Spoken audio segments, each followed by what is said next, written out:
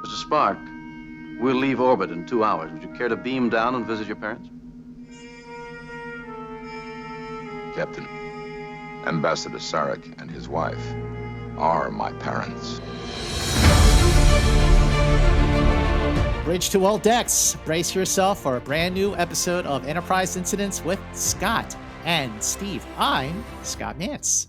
And I'm Steve Morris, and I feel like this is going to be the episode where I'm finally going to deal with my daddy issues. I think this is the time.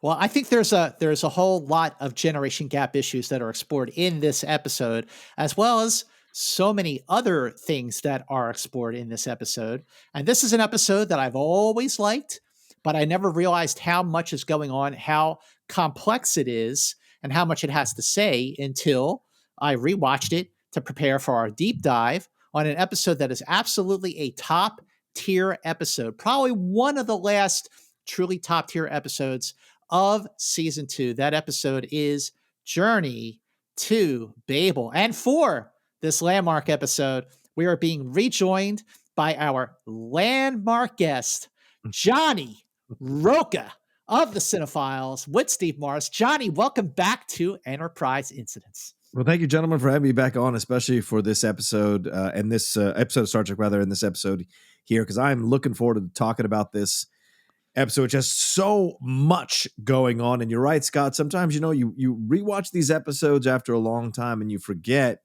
how much is going on. You've lived your life. You experience things. And all of a sudden you watch an episode, you're like, oh my God, I didn't know all this was happening. I can connect this to that, connect this to that, connect it to that. Steve mentions his daddy issues, but there's a lot of political intrigue here as well. Some great analogies to what might be happening in countries at this time in the 1960s. And then also a great exploration of the relationship between the parents of Spock and some shades here of stuff they're going to use in the reboot in 2009 to explore Zachary Quinto's upbringing as Spock on Vulcan, which I think was fantastic. So there's so much here that I can't wait to dive into with you two learned gentlemen. Well, that is great that you brought up the 2009 movie, because I definitely have that in my notes to talk about that. But Steve, what was it about Journey to Babel that always appealed to you? Why was it always an episode that you liked? Well, you were assuming that it was always an episode that I liked. No. And you're right. It was. I liked it. I don't think I gave it as much credit. I really don't. I think I wasn't as excited about the plot elements of it growing up, but always loved the Spock elements. And watching it this time, I'm like, what was I missing? Because it is a really, really tight episode. It absolutely is. And John, what about you? Why did you, when we asked, like, what's the next episode that you, John, want to join us for, you, without hesitation, said Journey to Babel. So why is the question? Yeah, well, because I saw, Kirk has always been my guy, but 1A is Spock. And I've always felt that. And because I've always aspired to be Spock, to respect the intelligence, to have control and calm in situations. It's an aspiration. But this journey here, this idea of being one half human, one half Vulcan, really appealed to me because as the son of Latino immigrants in this country, I was learning to be one half American while also retaining my Latino foundation. So exploring this. Plus, my father was a more stoic, kind of quieter guy. My mother was the more nicer, more empathetic person. So I saw a lot of my parents in Mark Leonard and Jane Wyatt in their approach to this relationship. And so a lot of this spoke to me, Spock's whole. And at the time when I watched this, my father and we'd had a lot of struggles growing up. So, Steve brings that up. So I'm sure we'll commiserate on that together in our own experiences. But yeah, this idea of like, how do I connect? But then the idea of duty, having joined the military, all this. So there's a lot here that just kind of spoke to me. And especially as a young kid at that time, just exploring it initially, of feeling like I'm part of two different worlds at the same time, and the demands of two different worlds as well. Well, it sounds like both of you really resonate this on a very personal level. The way I resonated to Journey to Babel was just on the episode itself. For one thing, like I mentioned, there is a lot going on. It is an absolute classic in every sense of the word, because it is such a deep Spock episode, much deeper, I would say, than even the likes of a Mock Time or This Side of Paradise. It's also a bottle show, which is why the budget, the cost of the episode wound up being so low. But there is a lot going on here, and it's all perfectly balanced in the screenplay written by the legend herself, Dorothy Fontana. This is her 5th Star Trek script, and it is the 13th Star Trek episode, 13 out of 14, I have to say, to be directed by Joseph Pevney, who directed, so many of the great episodes. It aired on November 17th, 1967. So it was the 39th episode of the original series to air, but it was actually the 45th episode to be filmed. So they filmed it, way in 45, but they moved it up because they knew they had something really, really special. So it was filmed within 6 days. So it was on schedule, filmed between September 21st and September 28th, 1967. The total cost of this episode was $171,439, which fortunately brought it under budget because by this point, and we talked about this during our last deep dive with the great Ralph Sinensky, that the budget was lowered after Paramount took over from Desilu. So the budget now per episode was around $180,000 to $182,000. So this episode came under budget around $11,000. The score was tracked, so they didn't have to worry about a new score. But there's a lot going on with the generation gap of the 60s. This episode is about family, both personal and professional. This episode is about communication, hence the name Babel.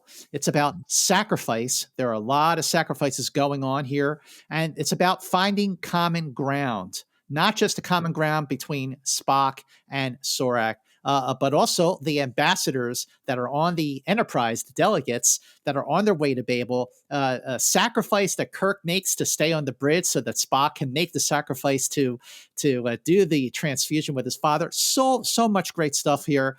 And the makeup work by Fred Phillips was absolutely fantastic. Now, the episode written by Fontana, she did her story outline on June 23rd, 1967. She wrote a second draft teleplay dated August 22nd, and then Gene Kuhn came in, did 2 script polishes, the second of which came in on August 31st, and then Gene Roddenberry did his script polish, the second revised final draft on September 19th. Now, between Gene Kuhn and Gene Roddenberry, it may sound like there was a lot of rewriting going on here over Fontana's screenplay, but there actually wasn't. And as we get through this episode, you'll see that the differences between the earlier versions and the final versions are actually very minor. Would you like to know some of the things going on in the world when they were filming this episode? I'm sure there were a lot. It's not too heavy a week. The first thing on September 22nd, Alexander Solzhenitsyn, the famous Russian dissident writer, he was expelled from the Union of Soviet Writers, making it impossible for his work to be published within the Soviet Union. This is who wrote the Gulag Archipelago, and this is one of the great books criticizing the Soviet Union of all time. Quite a brilliant writer. This one's was a crazy story. On September 23rd, they're 14 teenagers. They're sitting in an all-night diner, and they look out and see a bunch of sirens, and there is a nursing home across the street that's on fire. They run across the street, and these 14 teenagers save 53 out of the 57 people, bringing them out of the burning building. Wow. Which is kind of an amazing story. Where's that movie? Oh my God. Yeah. Right? Yeah. On September 24th, we've been talking about the aftermath of the 6 Days War. Settlements were approved for the captured West Bank. And this is, again, it's just seeing the seeds of this conflict that we're still dealing with 55 years later. On the same day, the Karasoke Research Center opened. And I was like, why is that name so familiar? And what it is the center created to protect the gorillas, the mountain gorillas in Rwanda, created by Diane Fossey. So this is what Gorillas in the Mist is about. Surveyor 5, which we've been talking about for a while, has now powered down on the moon. It is done sending images. On September 27th, Canada broke with the United States for the first time on Vietnam policy. They went in front of the United Nations and urged the U.S. to make an unconditional halt of all bombings of North Vietnam. And on September 28th, a huge deal for Catholics, Archbishop John F. Darden announced at a national conference of Catholic bishops that all masses would begin to be in English. It was the end of the Latin Mass in Catholic churches in the United States. Well, who still speaks Latin anyway? I heard from Rushmore it's a dead language, so you know. That's right. Would you like to journey to Babel? Yes. So we begin with the return of the dress uniforms. Dress uniforms, spit and polish. I don't know how much longer I'm going to be able to stand this. Well, they are dress uniform because they are in orbit around Vulcan. This is the second time we're seeing the Enterprise in orbit around Vulcan after the first episode that aired for the second season, which was a mock time. But all we see is the Enterprise in orbit around Vulcan. We don't get to see the surface this time, which is really kind of a missed opportunity. But again, that was the budget. And what we hear is that they're Vulcan delegates coming to the Enterprise and that they walk out into the corridor, which I got to say, there are more extras in this episode than I think in any episode we've ever seen of Star Trek. And not only are there a lot of people walking around the corridors of the Enterprise, but they're dressed up in their various wardrobe, and some of them are made up because they are aliens from other planets. And the Enterprise is a very busy ship, and there's a lot going on the Enterprise because they are all being taken to Babel for a conference, and it's going to get very heated. 114 ambassadors and dignitaries aboard the ship. That's a lot. That's a big ship. Well, and it's interesting too, because we're finding out more about this is one of the things the Enterprise does, is it's on a big diplomatic mission. And as they're walking down the hall in their dress uniforms, Mr. Spock silently joins them. And I just think it's so interesting that he says nothing for most of this teaser. Shuttlecraft approaching with Ambassador Sarek Spark. The estimate arrival 1 minute. And I think the way Joseph Pevney shot this is beautiful. It is so cinematic what he's doing. As we're looking at the shuttlecraft in the background, we have all of the red guys lined up. We have McCoy and Spock in the foreground outside the door, and the door of the shuttle opens, and we see way in the background Sarek get out of the shuttlecraft. It's a really great shot. Now, you might be asking yourself, why are the Vulcans coming aboard the Enterprise by way of a shuttlecraft? Why don't they just beam up? Wouldn't that just save a whole lot of time? I mean, they're in orbit around Vulcan anyway. It's not like, Metamorphosis where they're traveling, to the Enterprise from a very distant world. The reason for that, my friends, is money. With all of the money that was being spent on extras and on makeup and on wardrobe for this episode, even though it came in way under budget, the fact is that it actually was cheaper for them to construct a makeshift shuttlecraft bay like the one that we see in this episode. It was cheaper to do that than it was to have all of those Vulcan delegates beam aboard the Enterprise. Guess how much it costs to do the transporter effect for each person, whether they are beaming up or beaming down? How much do you think, fellas? For each person? $5,000. $800. Wow. Wait, Steve, that is a hell of a guess. Oh, really? Well, the reason for that is because in 1967, when this episode was being filmed, it cost $810 per person to either beam up or beam down or just show each person's transporter effect, whether it's on a planet or on the Enterprise. But because of that, because of all the Vulcan delegates, it was cheaper to just have them walk out of the shuttlecraft bay door. And but go back to what you said, Steve. The way that Joseph Pevney set this up was terrific, and you hear that score, that sort of military style score when the Vulcans exit. That's reused from a mock time because it is Vulcans, and there's a lot of security guards here too. A lot of red shirts, 8 of them.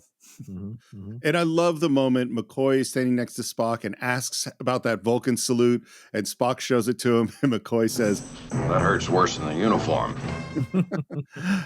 It's just a great little bit of levity. And then we see, and it's a great entrance. Ambassador Sarek comes forward. He's framed perfectly in that doorway, goes to Kirk, their introductions. He introduces Spock, who says, Vulcan honors us with your presence. We come to serve.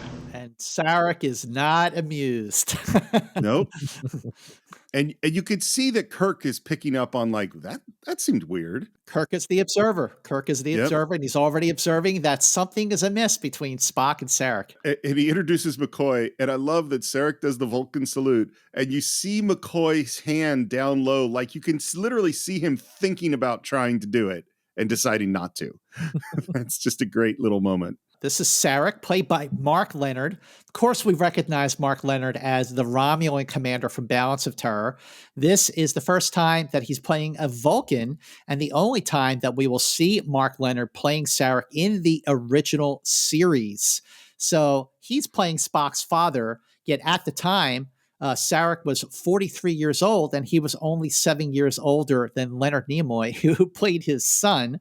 But of course, we all know that Mark Leonard reprised Sarek many times over in the animated series episode Yesteryear. Of course, the movies Search for Spock, Voyage Home, Undiscovered Country, and again in the Next Generation for the Sarek and Unification Part 1 episode. And of course, he played the Klingon commander at the beginning of Star Trek The Motion Picture, which you can hear the three of us talk about in 2 parts on the Cinephiles. I think his performance is amazing. Yeah. I think there's so much there. It's really different from the Romulan commander. And in the next moment, he introduces his wife with this gesture. It's his finger gesture that we're going to repeat over and over again. Captain Kirk? Our pleasure, madam. So, John, what did you think, like, immediately watching, and you just sort of like, you could see immediately that there is tension between Spock and Sarek.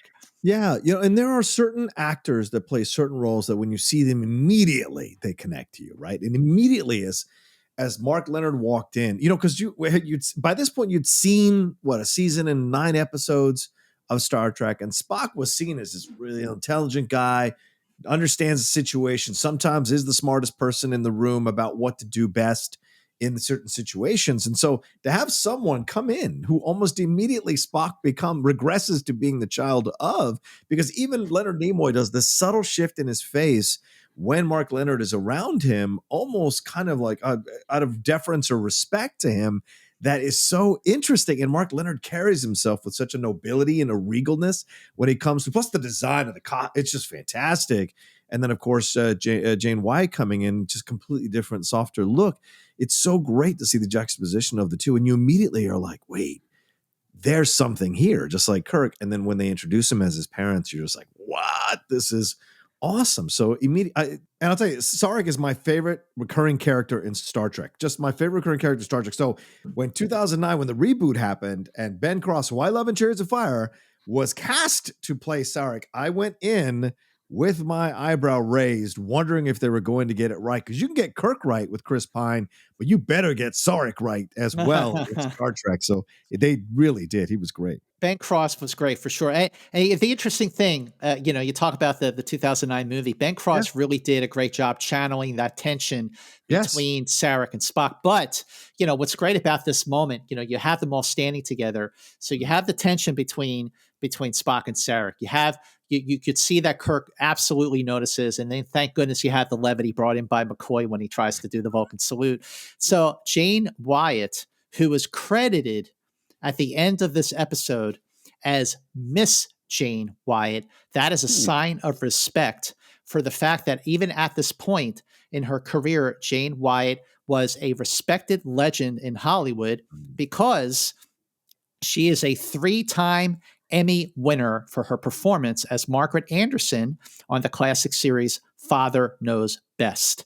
And of course, Jane Wyatt reprised her role as Amanda for 1986's Star Trek IV, The Voyage Home. And she was also on TV in shows like Fantasy Island, The Love Boat, St. Elsewhere.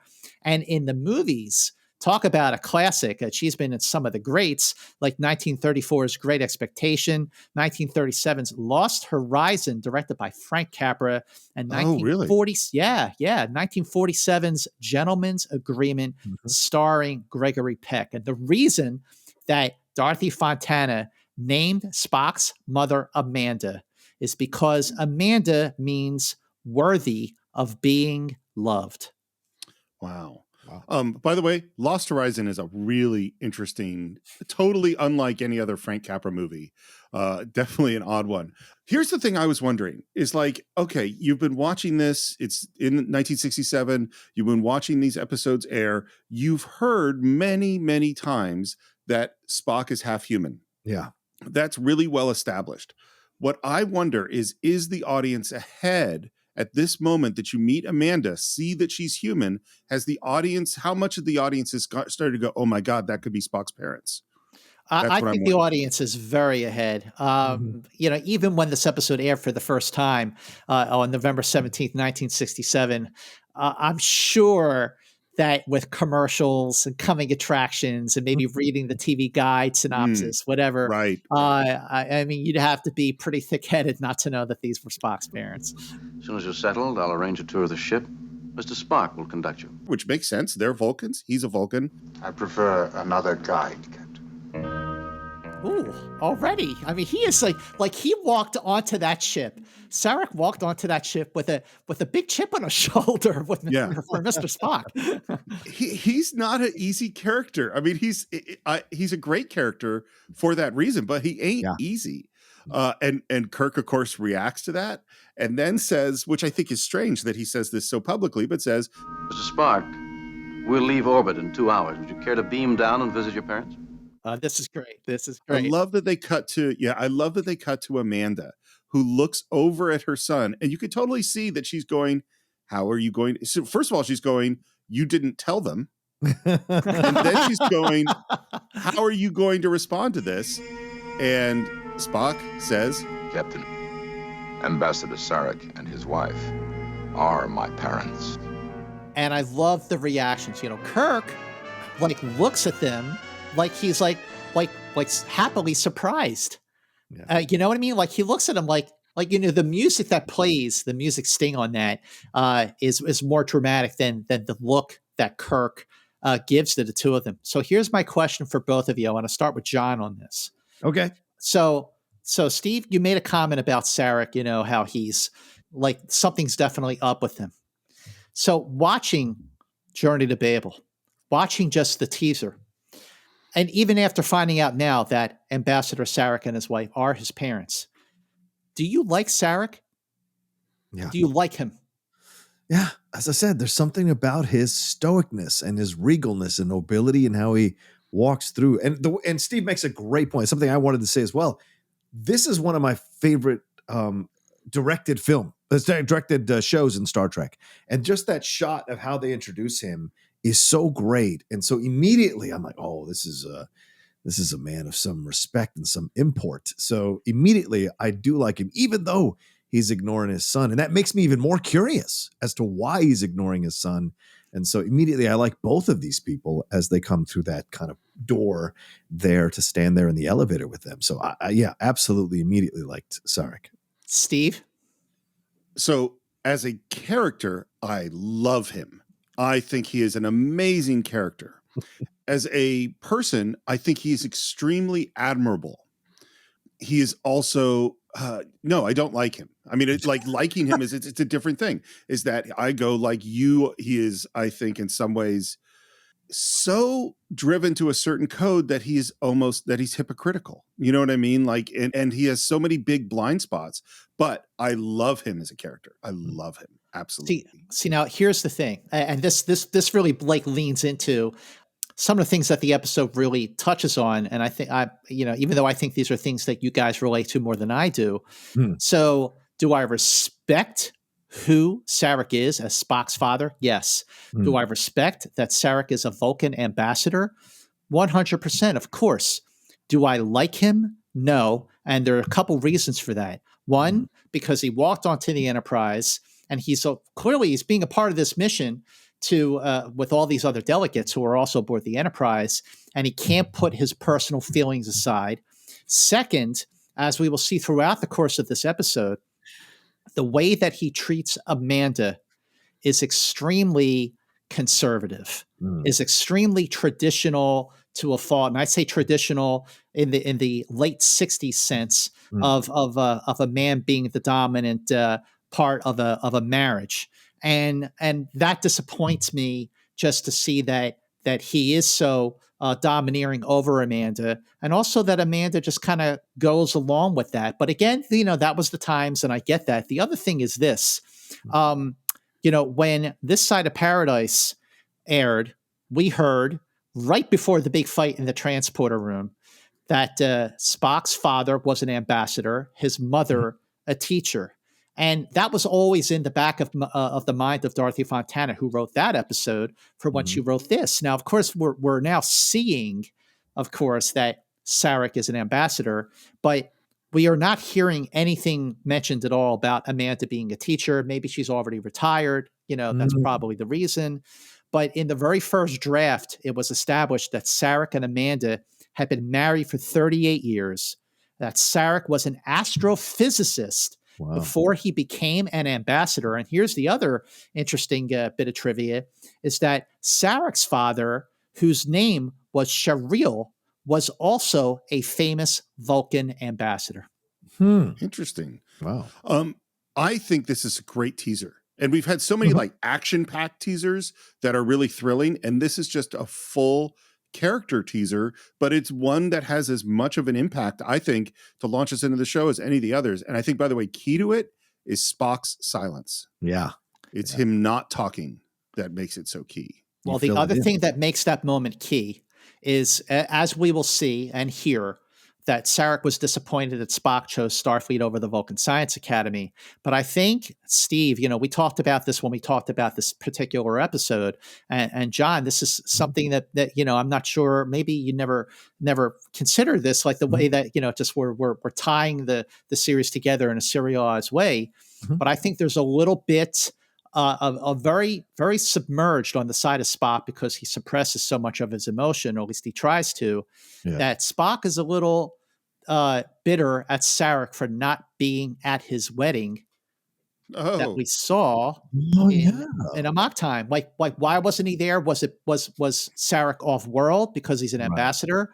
Was Amanda with him? Or was Saric not at Spock's wedding in Amok Time because of just how much they are estranged? But either way, I think that plays into like the side of Spock that is also being stubborn about his relationship with his father. And certainly we hear later it's been 18 years since he visited or came down to visit them in Vulcan. So that's right. There's a lot of stuff here. A lot to unpack.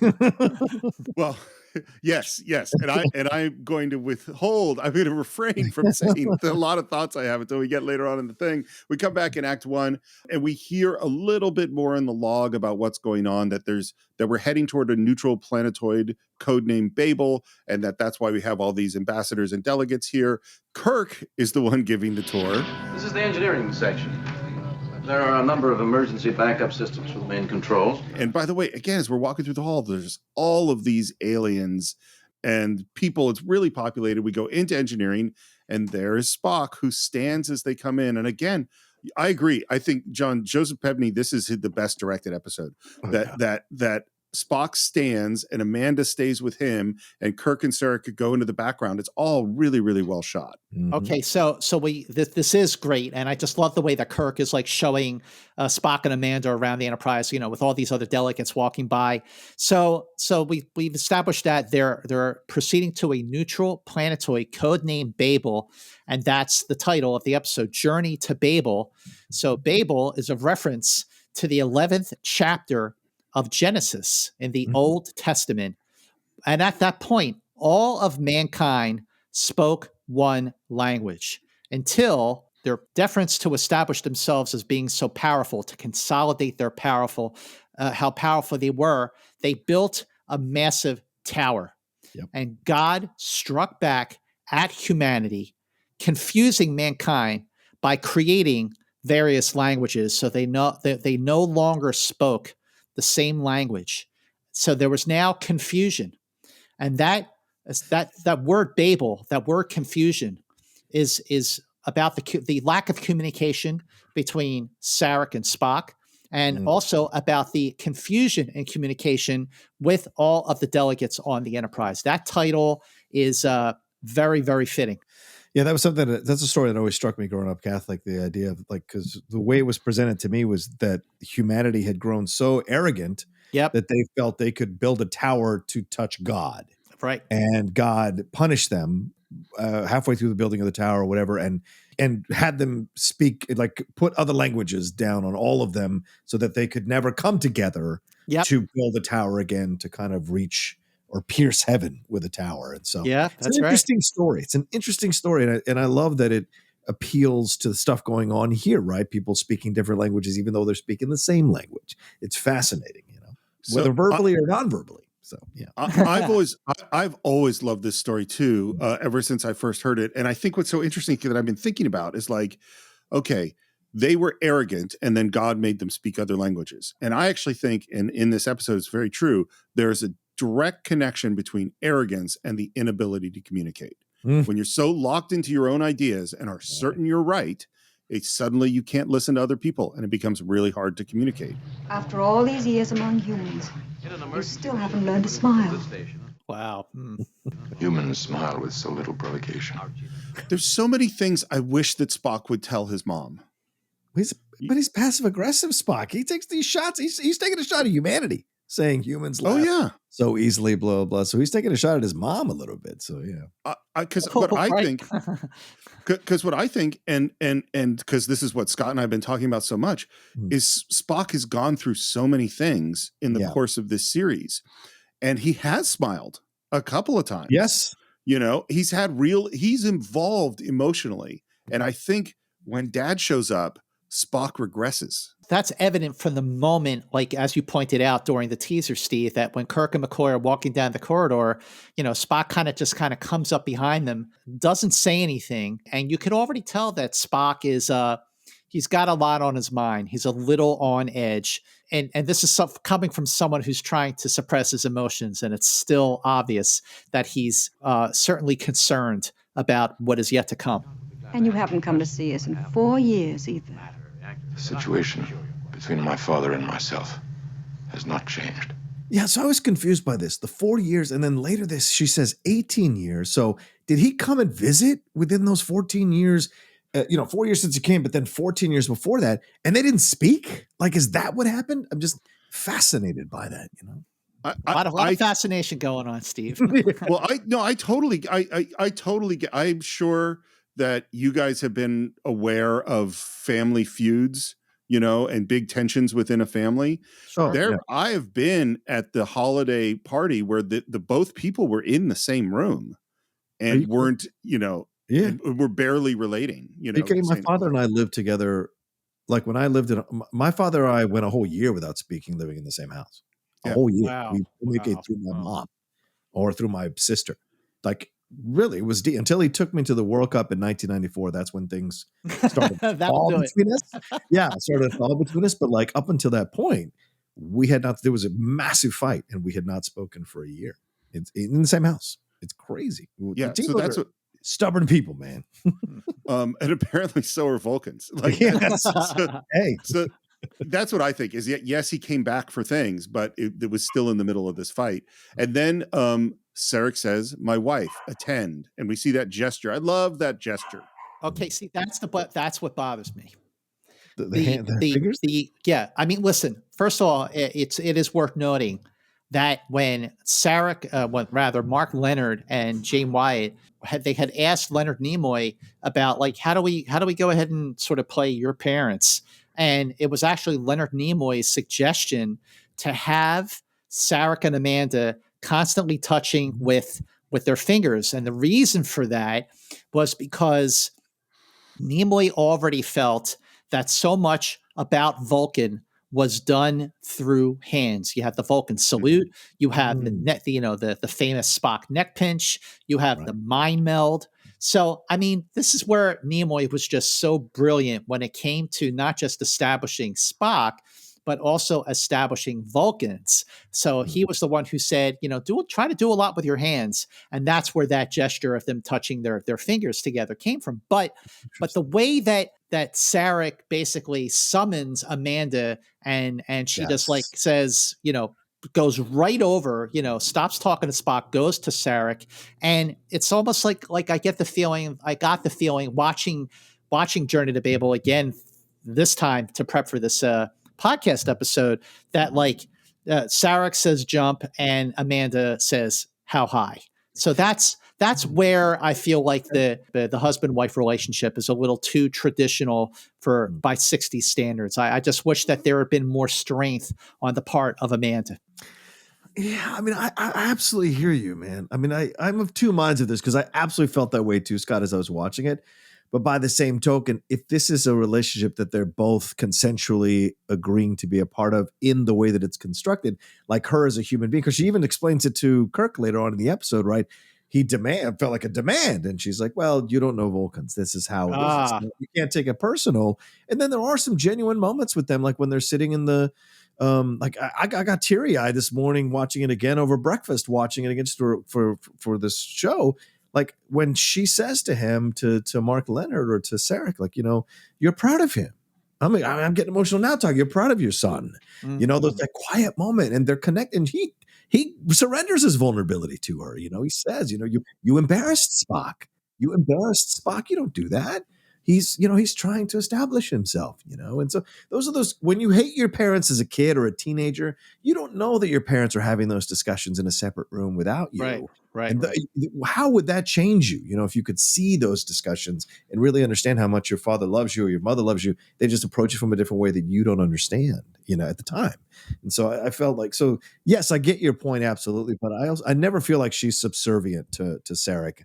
But it certainly can appear that way. So I totally hear, because she does say, wife, attend. And she goes, yeah. That's what I mean. Yeah. So I think this is something that's come up a lot on the Cinephiles, which is, what is the viewpoint of the movie or the TV show versus what are the characters doing?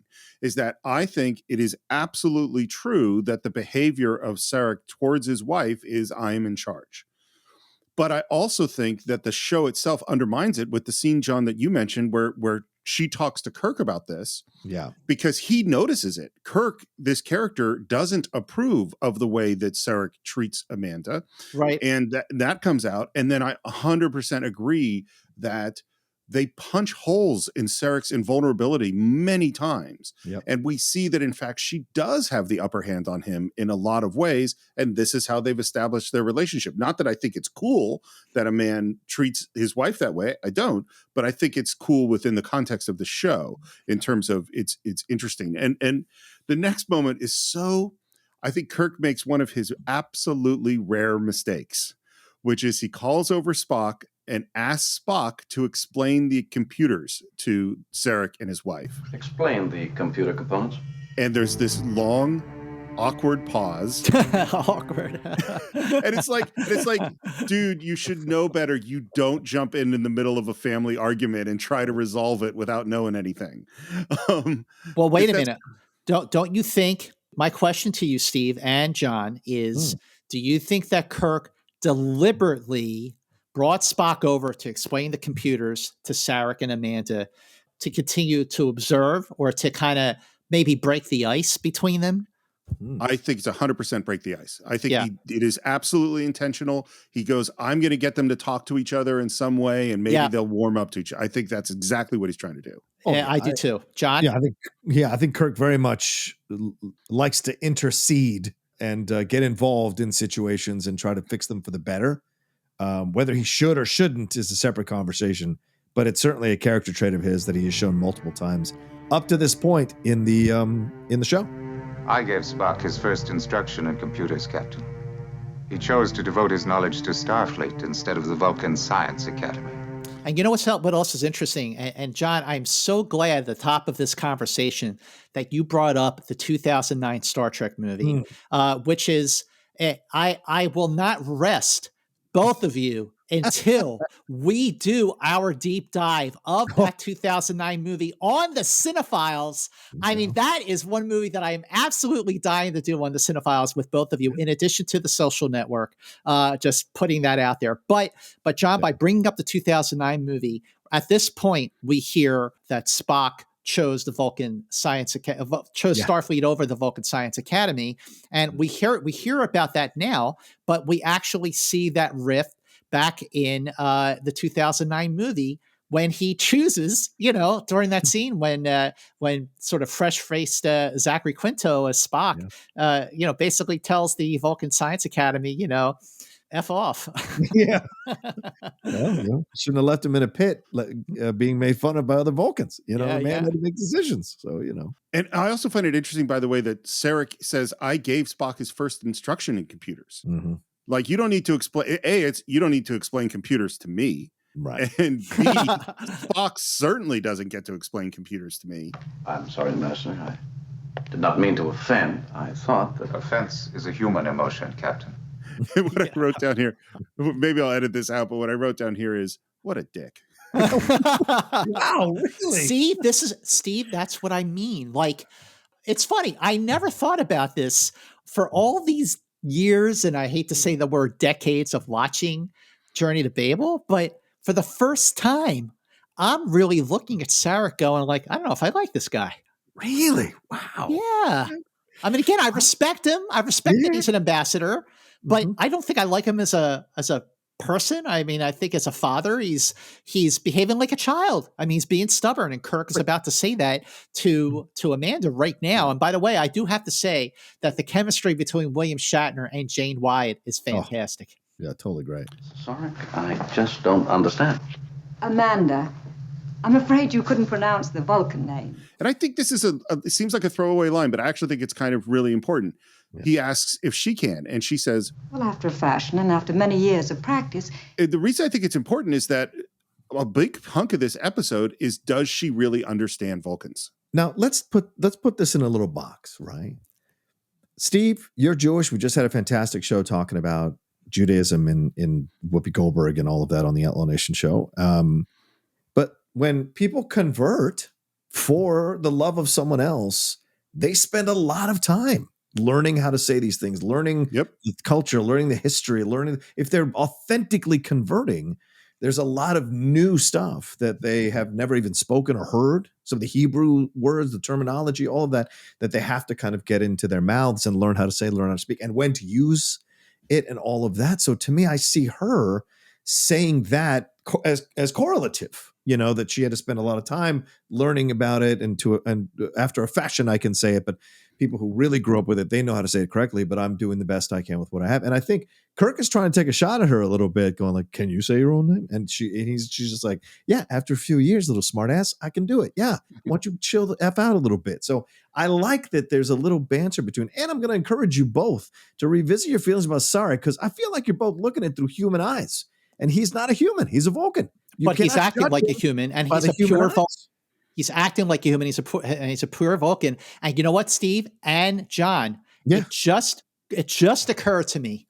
Yeah. So Kirk asks Amanda, "Do you know how to say your Vulcan name?" And Amanda has that response, saying, "It took a lot of years, but I got it." So going back to This Side of Paradise, which just like Journey to Babel was also written by Dorothy Fontana. And there's Layla Kolomi in the transporter room after the spores have worn off. And she has professed her love for Spock. And it's such a wonderful, wonderful scene. So well acted by the two of them. And Layla says to Spock, "You never told me you had a first name." And Spock says, wipes the tear away and has a little smile. And he says, "You couldn't pronounce it."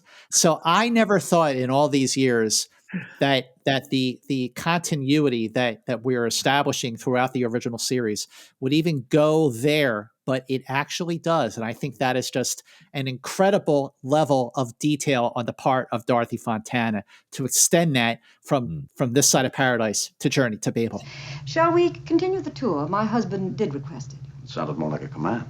Well, of course. He's a Vulcan. I'm his wife. And Spock is his son. I mean, Kirk is out there trying to defend his friend really clearly. And she says, and I think this is what this episode is about. Well, you don't understand the Vulcan way, Captain. It's logical. It's a better way than ours.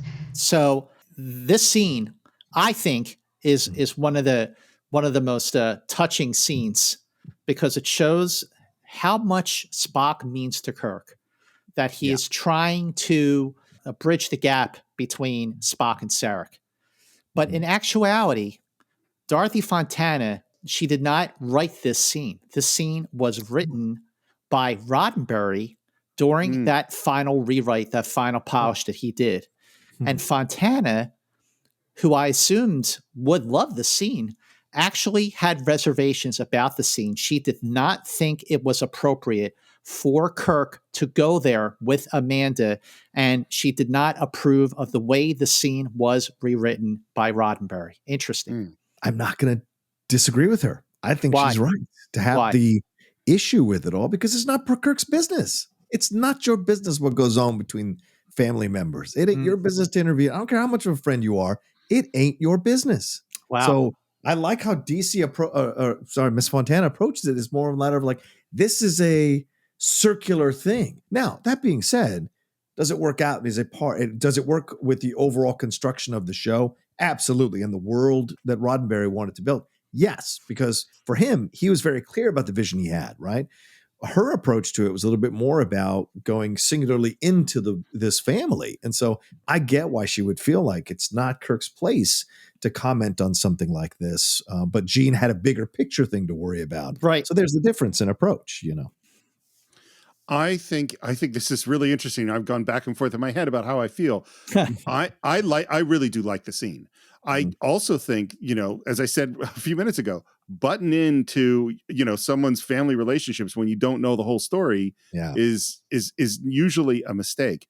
But I do love this moment because she, after saying it's not easy the Vulcan way, she says, "It has kept Spock and Sarek from speaking as father and son for 18 years. And Kirk takes that in and says, Spock is my best officer and my friend. I love that line. Yeah, I do love that line. I love that. And what I love, too, that she says, I'm glad he has such a friend. Right. Sure. I think that's so great. Yeah. Yeah. And she concedes that the Vulcan way has these issues. And so she's, in essence, kind of meeting him halfway in his frustration of it, because of course she's human. So she understands why Kirk's butting in. Humans butt in. It's just a natural thing. And she's understanding at his level why he's saying things. And so to appease him and also to genuinely feel, to express happiness that Spock has a friend like Kirk to kind of be there for him and guide him, because she just said she hasn't spoken to her dad in 14 years, or he hasn't spoken to his dad in 14 years or 18 years. That's crazy. Okay, so let's listen. The fact that Amanda responded so quickly. I'm glad he has such a friend. The reason why Amanda immediately responded is because it must have gotten back to Amanda the sacrifice that Kirk made in Amok Time. It must have gotten back to them. They must have known, even if they weren't present at the wedding in Amok Time, it must have gotten back to them. Oh my God, you got to hear what T'Pring pulled, with T'Pau at Spock's wedding. She made Kirk fight the Cali Phi with Spock, and she must have known that. And that is one of the reasons why Amanda really embraces Kirk, I think. And she goes, I'm glad he has such a friend. She's basically saying, I know what you did. I know the sacrifice you made. That's great. I had never had that thought. I think that is an amazing thought. I did, because watching it this time, I went, wow, she comes back really quick with that answer. And I don't know if this was in their heads, but I think that makes total sense. I think that's awesome. And the other thing I think about is, what do we hear her describe Spock as a kid? Is this kid who came home stiff-lipped, but you knew the human side was crying inside. This has got to be a mom that's worried about her kid forever. And to know that he has a friend like Kirk, like a real, true best friend, that's got to make her feel so much better. And by the way, with all this, all the talk, all the family talk in this episode, not one mention of Spock's sister, Michael Burnham, from Star Trek Discovery. I mean, I'm just, taking the shots. I'm just saying, I really embrace all the differences that all of Johnny. I mean, come on, Johnny. I really you and Burnett out there on that island yelling and screaming. just gotta say, like, I mean, I really embrace all the differences. I love all the big swings that the various Star Trek shows have taken. Like the biggest swing of, I love Deep Space Nine. I think Deep Space Nine is it's just one of the best Star Trek shows. But I mean, Discovery, Spock having a sister that they never talked about ever, and that like Spock never confided to Kirk, "Hey, guess what? I got a sister, and she's human." Like, all right. It was a little preposterous, but he might have done that's that. it. He might have done that because he didn't want Kirk to hit on her. He didn't want Kirk to hit on her. But true. I'm just putting it out there. I think Martin's an attractive woman. So yeah, go ahead. I think he was gonna tell Kirk about his sister, but Cybok told him he shouldn't do it. I mentioned my half brother. Oh boy! Wait till they find out that Spock served with one of Khan's ancestors. Wait till they find that out. There you go. That's coming next. I take it that Spock disagreed with his father on a choice of career. And she says that he has nothing against Starfleet, and we have a little bit about Starfleet. And it's a better opportunity for a scientist to study the universe than he could get at the Vulcan Science Academy. Perhaps. But Sarek wanted Spock to follow his teachings as Sarek followed the teachings of his own father. There you go. That's right. Okay, here's a thing that I've been thinking about. So Saric is like the traditional guy, right? He's we're going to do Vulcan things the Vulcan way, and that is the way I want my son to do things. I raised my son as a Vulcan, didn't raise him as a human, didn't give him a lot of human culture. He's like, I'm traditional. Right. How did Spock's dad feel when Sarek said, I'm going to marry an Earth woman? Oh, well, great point. Where's that series? I want that series. Yeah. Because that is not traditional. That is as breaking with, because we've heard all this. I mean, Earth people aren't even allowed for the wedding ceremony for the, that we saw in Amok Time. Earth people, we don't share our secrets with Earth people. We have all this, Vulcans, he doesn't want to look sick in front of an Earth person, but he chooses to marry an Earth woman. There's, I mean, look, you want to talk about a rift. You want to talk about a generation gap. Absolutely, the tension isn't just because Spock went to the academy, but if anything, Saric should absolutely be more connected to Spock, because just like Spock did something different on a professional level, what Saric did by marrying an Earth woman. I mean, you're right, Steve. Like that should have brought them closer, not driven them further apart. Yeah.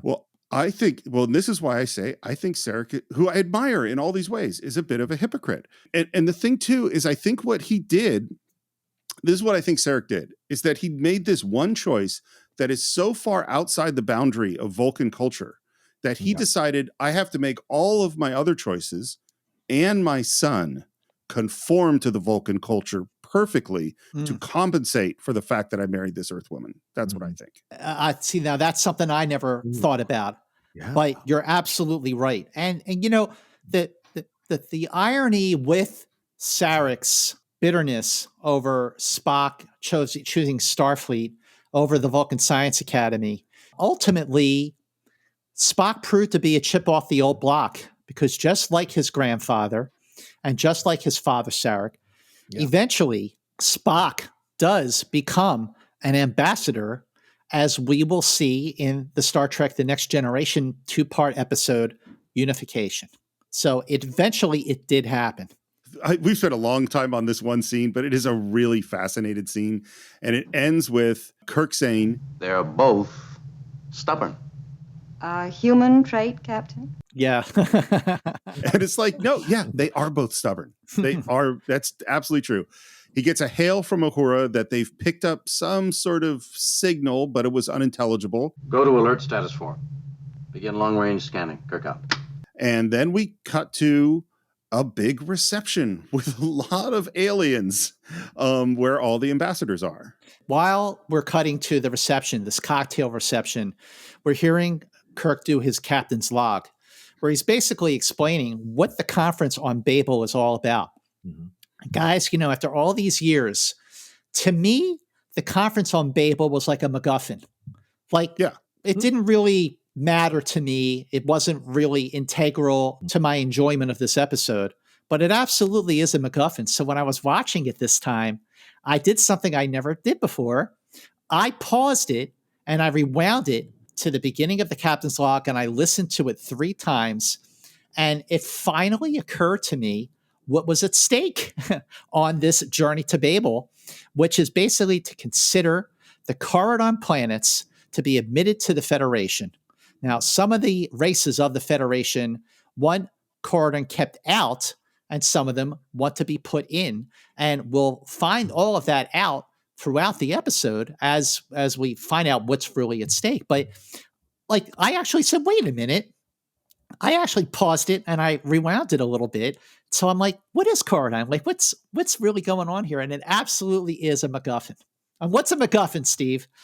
MacGuffin is a term that I believe comes from Hitchcock, and it is the thing that people are after that is the engine for the plot, but it isn't really important. So it is like a good example is that glowing briefcase in Pulp Fiction. We never know what it is. We don't know why people want it. All we have to know is that people want that thing. You know, that is what a MacGuffin is. And we know that Marcellus Wallace is happy. I will say this though, Scott, I had a similar reaction. I went back and rewatched this section again after I went back because I was like, there are so many connections you can make to this. Remember, this is late 1960s. So what are we talking about here? Is this certain countries that are wanting to be let into the United Nations? It's coming from a South American country that was mined for its minerals and resources. We hear later about the crystals, the dilithium crystals.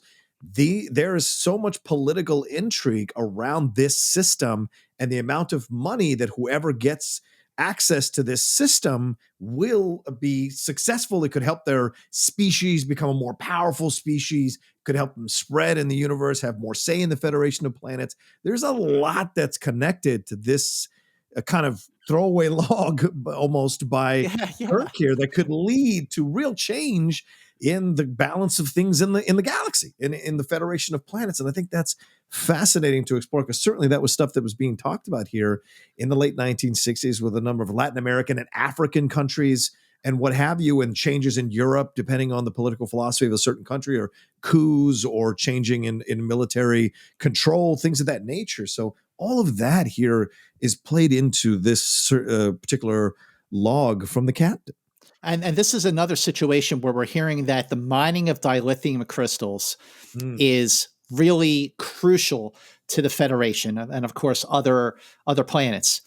We heard about it in, of course, Mirror Mirror, when Kirk was trying to establish a deal with the Vulcans, and now we're hearing about this planet that has an abundance of dilithium crystals. So basically, then as is now, dilithium crystals are oil. Exactly. Right. Yes. We have a little bit where McCoy asks Sarek about his age and why did he retire. And the only reason I want to put it out is you have to go back and you just have to watch Shatner through this entire bit, because when Sarek gives the precise to the decimal point age, 102.437 precisely, Doctor. Kirk has the biggest smile on his face because he's like, that's like his son. You know, you can just see it all over his face. Mm-hmm. And then we hear, Sarek, a Vulcan. Do you vote to admit Corridon to the Federation? Gav, played by John Wheeler. Now, you wouldn't know it because he is covered by so much makeup. Kudos to Fred Phillips for a great makeup job. So John Wheeler on TV in shows like Green Acres, Love American Style, The Brady Bunch, The Odd Couple. And he was also in the 1978 movie version of Sgt. Pepper's Lonely Hearts Club Band. Jesus. Wait. Is he part of the bus or where? Yes. He's in oh my God. Wow. it's amazing the things you remember and retain. Random crap. And he was also in. Sorry, Scott. Go ahead. The Apple. Now, look, John. Like this. That's why I like to say all of these credits, because you never know. He was also in the Apple Dumpling Gang, Rides Again, and Apollo 13. And this is interesting. So, as you see watching Gav, you see that the actor, John Wheeler, has to tilt his head back. And the reason he had to tilt his head back is so that he could see, because his eyes, you can't see them through his makeup and his mask. So John Wheeler had to tilt his head back while he was talking to the delegates, while he's talking to Kirk and Saric.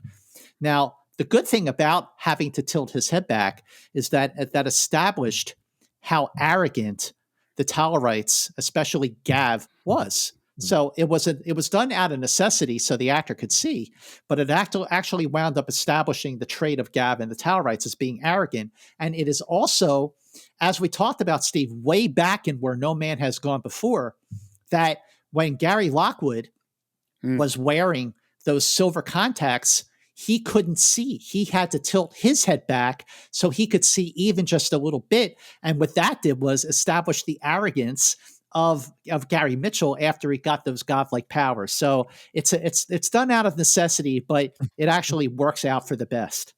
It's weird because there's something about his mask that really shouldn't work, but totally works, which is that essentially those are just the eye holes for a cheap mask. Yep. And his actual eyes are kind of farther back, and it ends up looking kind of cool rather than looking sort of cheap. And he wants Sarek to give what he's going to vote ahead of time before they get to Babel. And while I have issues with Sarek as a dad, I love Ambassador Sarek. Ambassador Sarek is cool as a cucumber. Yep. And has no problem throwing in a dig, like a perfect Vulcan barb. I will know where he stands and why. Tellarites do not argue for reasons. They simply argue. And Gav continues to come at him, and finally Kirk breaks him up. And I think Sarek gives Kirk some respect. You are correct, Captain. Quite logical. And then you hear and you see and you meet for the first time an Andorian.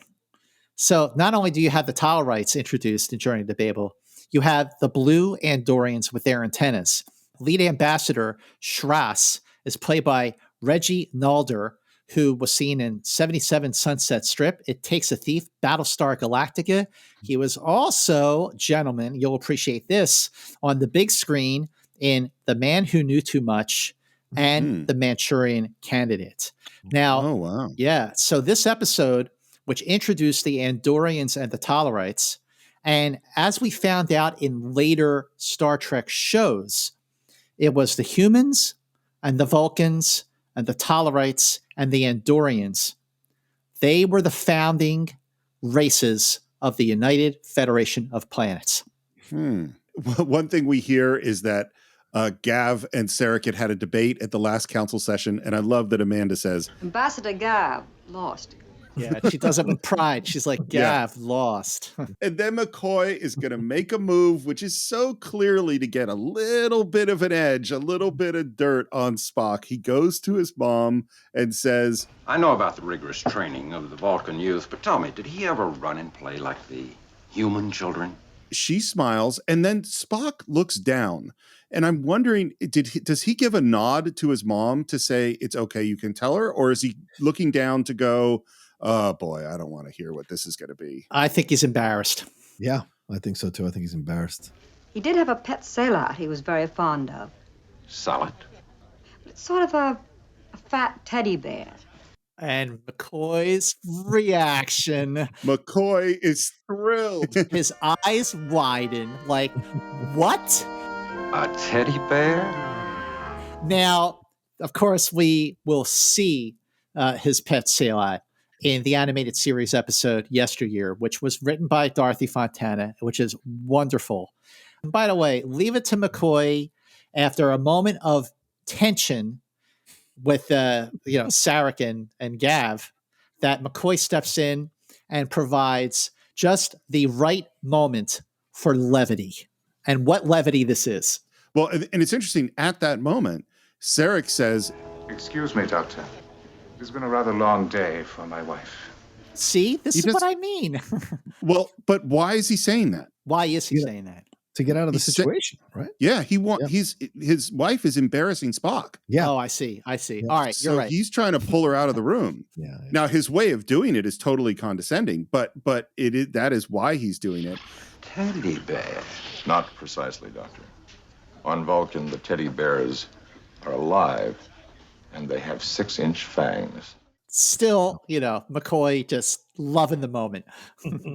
And this is what it's funny. We've talked about the difference between A stories and B stories and a single story that has multiple threads. This is an A story and a B story, but it is an A story and a B story that's integrated so well that they support each other. Because right at this moment, we get word from the bridge that there's an unidentified vessel pacing the Enterprise. And he says very quietly, "On my way. All duty personnel on yellow alert. Don't alarm the passengers, Kirk." So we're going to have a very quiet yellow alert. A very quiet yellow alert. Yeah, we're not even going to have blinking yellow lights because that would stress, which makes sense. Identification spot? Sensors indicate the size of a scout ship, but configuration is unfamiliar. We're checking to see if there's any authorized ships in this area, and Starfleet says, no, the Enterprise is the only authorized ship. Get a guess what she is? Yes, Captain. I shall need more data for my estimate. Because he will not use the word yes. And I love that Kirk's reaction, like he smiles. He's like, I hear you. And then we cut to, and I find this scene fascinating. You embarrassed Spock this evening. Not even a mother may do that. He is a Vulcan. So here's my feeling. This is where two things are really shown. One is Sarik's actual love for Spock. Mm-hmm. And two is his hypocrisy. Because he embarrassed Spock right when he came on the board. He was rude publicly to Spock in front of his captain. And now he is showing that, in fact, he does have different feelings than what he showed. That's what my opinion about this moment right. is. Or maybe, just like Spock, just like it has always been established that Spock is suppressing his emotions, and he's suppressing his emotions as a being who is half human. But Saric is a pure Vulcan. So for him to suppress his emotion requires, I would say, more doing. But maybe, I like where you're going with this, Steve, that Saric is more proud of Spock than he's really led on up to this point. Yeah. That's what I referenced earlier. But of course, I'm going to disagree with Steve. There's a difference between being embarrassed for a teddy bear and being embarrassed for issues between your dad and being. There is a difference. I agree. And so one is emasculating and one is more a matter of a pride thing, Mm-hmm. And so I see it differently. So yeah, but yes, Steve is correct that that Sarik's version was a version of embarrassment for Spock as well. But in his mind and in Spock's mind, it probably fits within the scope of adult male stuff, whereas her saying he had a teddy bear is a bit like reducing his adultness to child, and that can be embarrassing, unfortunately. Well, and I think where we all agree is that in this scene, Sarek shows that he really does, in fact, care about his son. Oh, yeah. Yeah, absolutely. He is a Starfleet officer. I thought you didn't approve of Starfleet. And I love how Sarek, and Spock will do this too, can create a perfectly logical argument that excludes emotions. It's not a question of approval. The fact exists. He is in Starfleet. He must command respect if he is to function. Sarek, you're proud of him, aren't you? You're showing an almost human pride in your son. This is what I find fascinating about Vulcans, why I think this is such well-written versions of them, is that it is absolutely clear, not only does Spock have emotions, but Sarek has emotions. Yeah. That is absolutely clear. And he is denying those emotions, which to me is illogical. Well, going back to when the reason that the Romulans are offshoots of the Vulcans is because the Romulans are the Vulcans who did not suppress their emotions. They continued their barbaric ways, whereas the Vulcans chose a logical way of life. Now, it doesn't mean they don't have emotions. It means that they suppress them. And it is harder for Spock to suppress them because he has a human side. And it is not as difficult for Saric to suppress them. But they're there. They just suppress them. I think you're 100% right. And that's the way I look at it with the Vulcans always is like, once you understand the history of Vulcan or factor in the history of Vulcans, then you realize that emotions are something they're afraid of.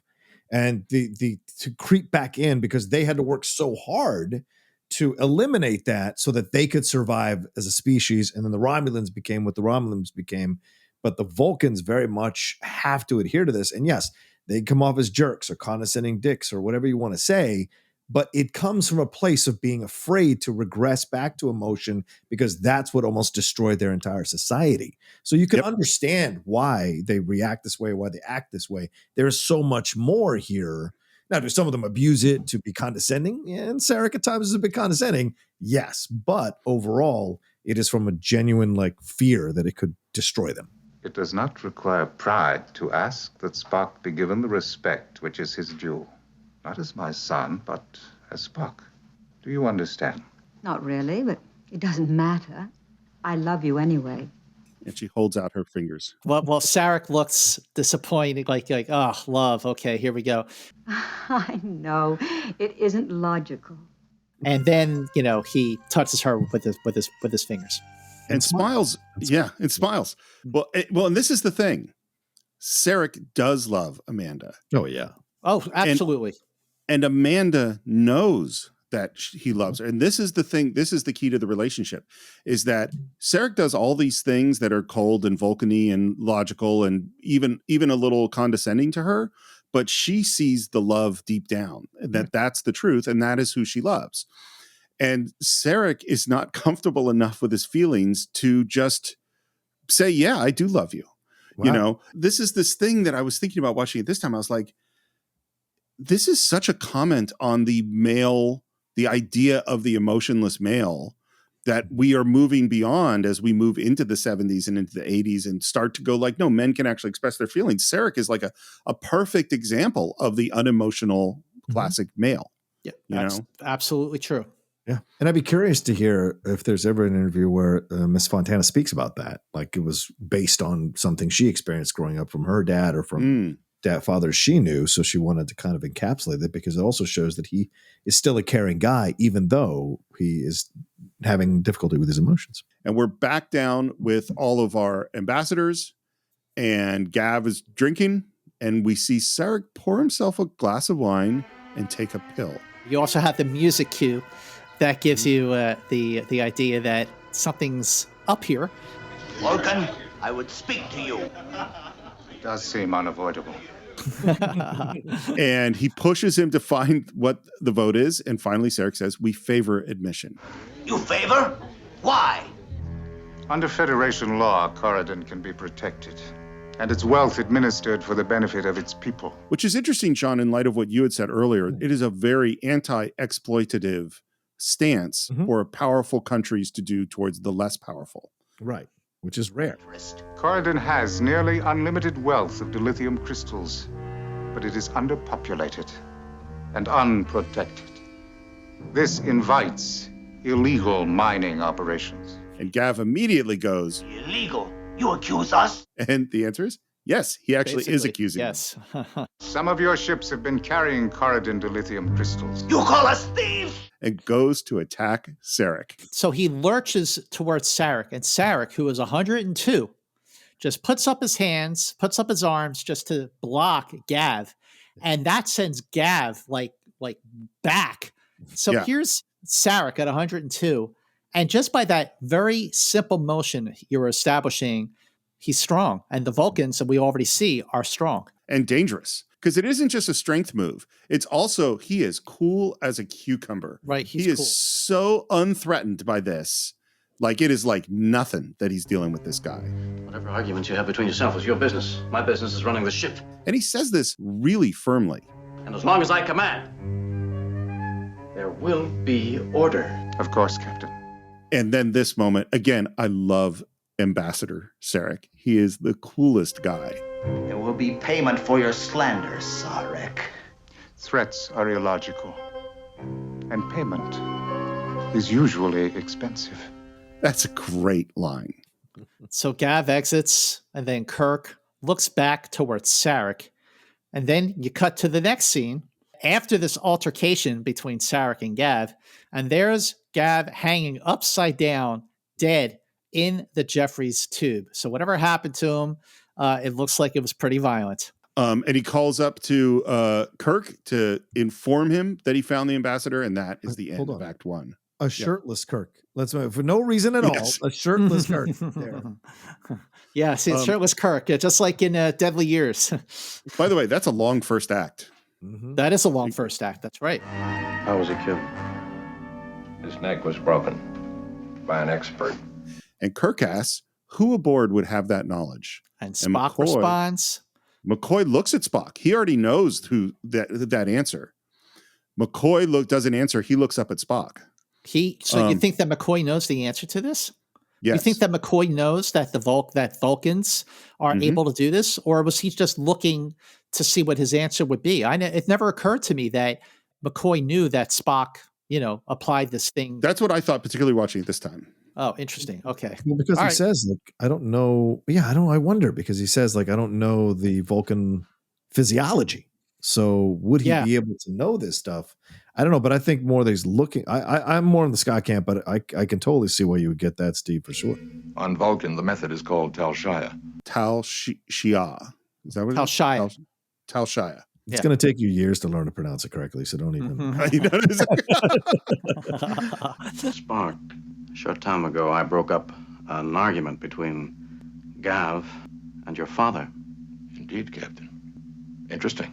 And McCoy's like, interesting? And do you realize that makes Saric the most likely suspect? Vulcans do not approve of violence. Are you saying he couldn't have done it? No, Captain.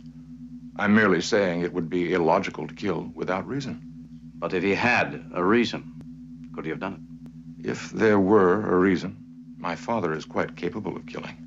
Logically and efficiently.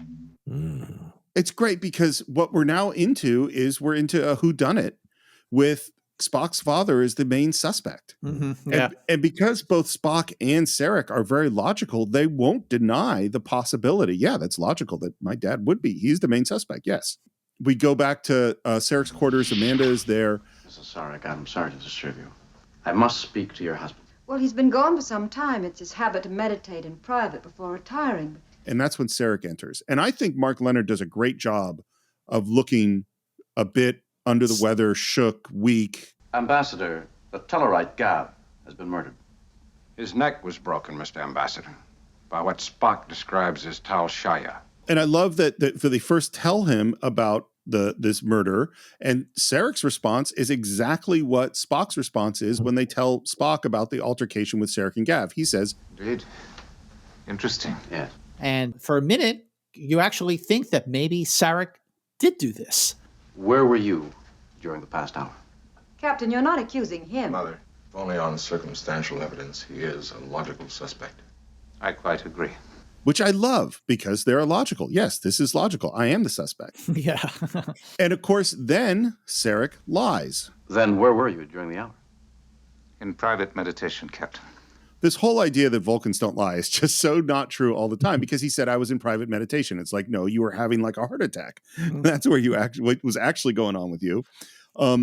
And he says, Spock will tell you that such a meditation is a personal experience not to be discussed, especially not with Earthmen. And Kirk is saying, well, that's a very convenient excuse when Sarek goes down. Sarek has a heart attack right in front of them, which basically gives him an alibi that it couldn't have been him. But again, like I said at the top of this episode, there is a lot going on in Journey to Babel. We're on the bridge and Spock is at his station and Kirk goes up, clearly looking concerned, says Spock, and Spock is all about the business. Yes, Captain. I get sensor readings of trititanium from the alien ship's hull. I'm sorry about your father.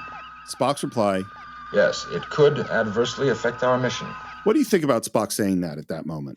Well, I think it's just typical of Spock that he is not going to give in to emotion, and he's going to, like, just in the previous episode, Bread and Circuses, when McCoy wanted to thank Spock for saving his life, Spock's response is basically like, yeah, well, you know, if I didn't, we would have lost a very valuable crew member.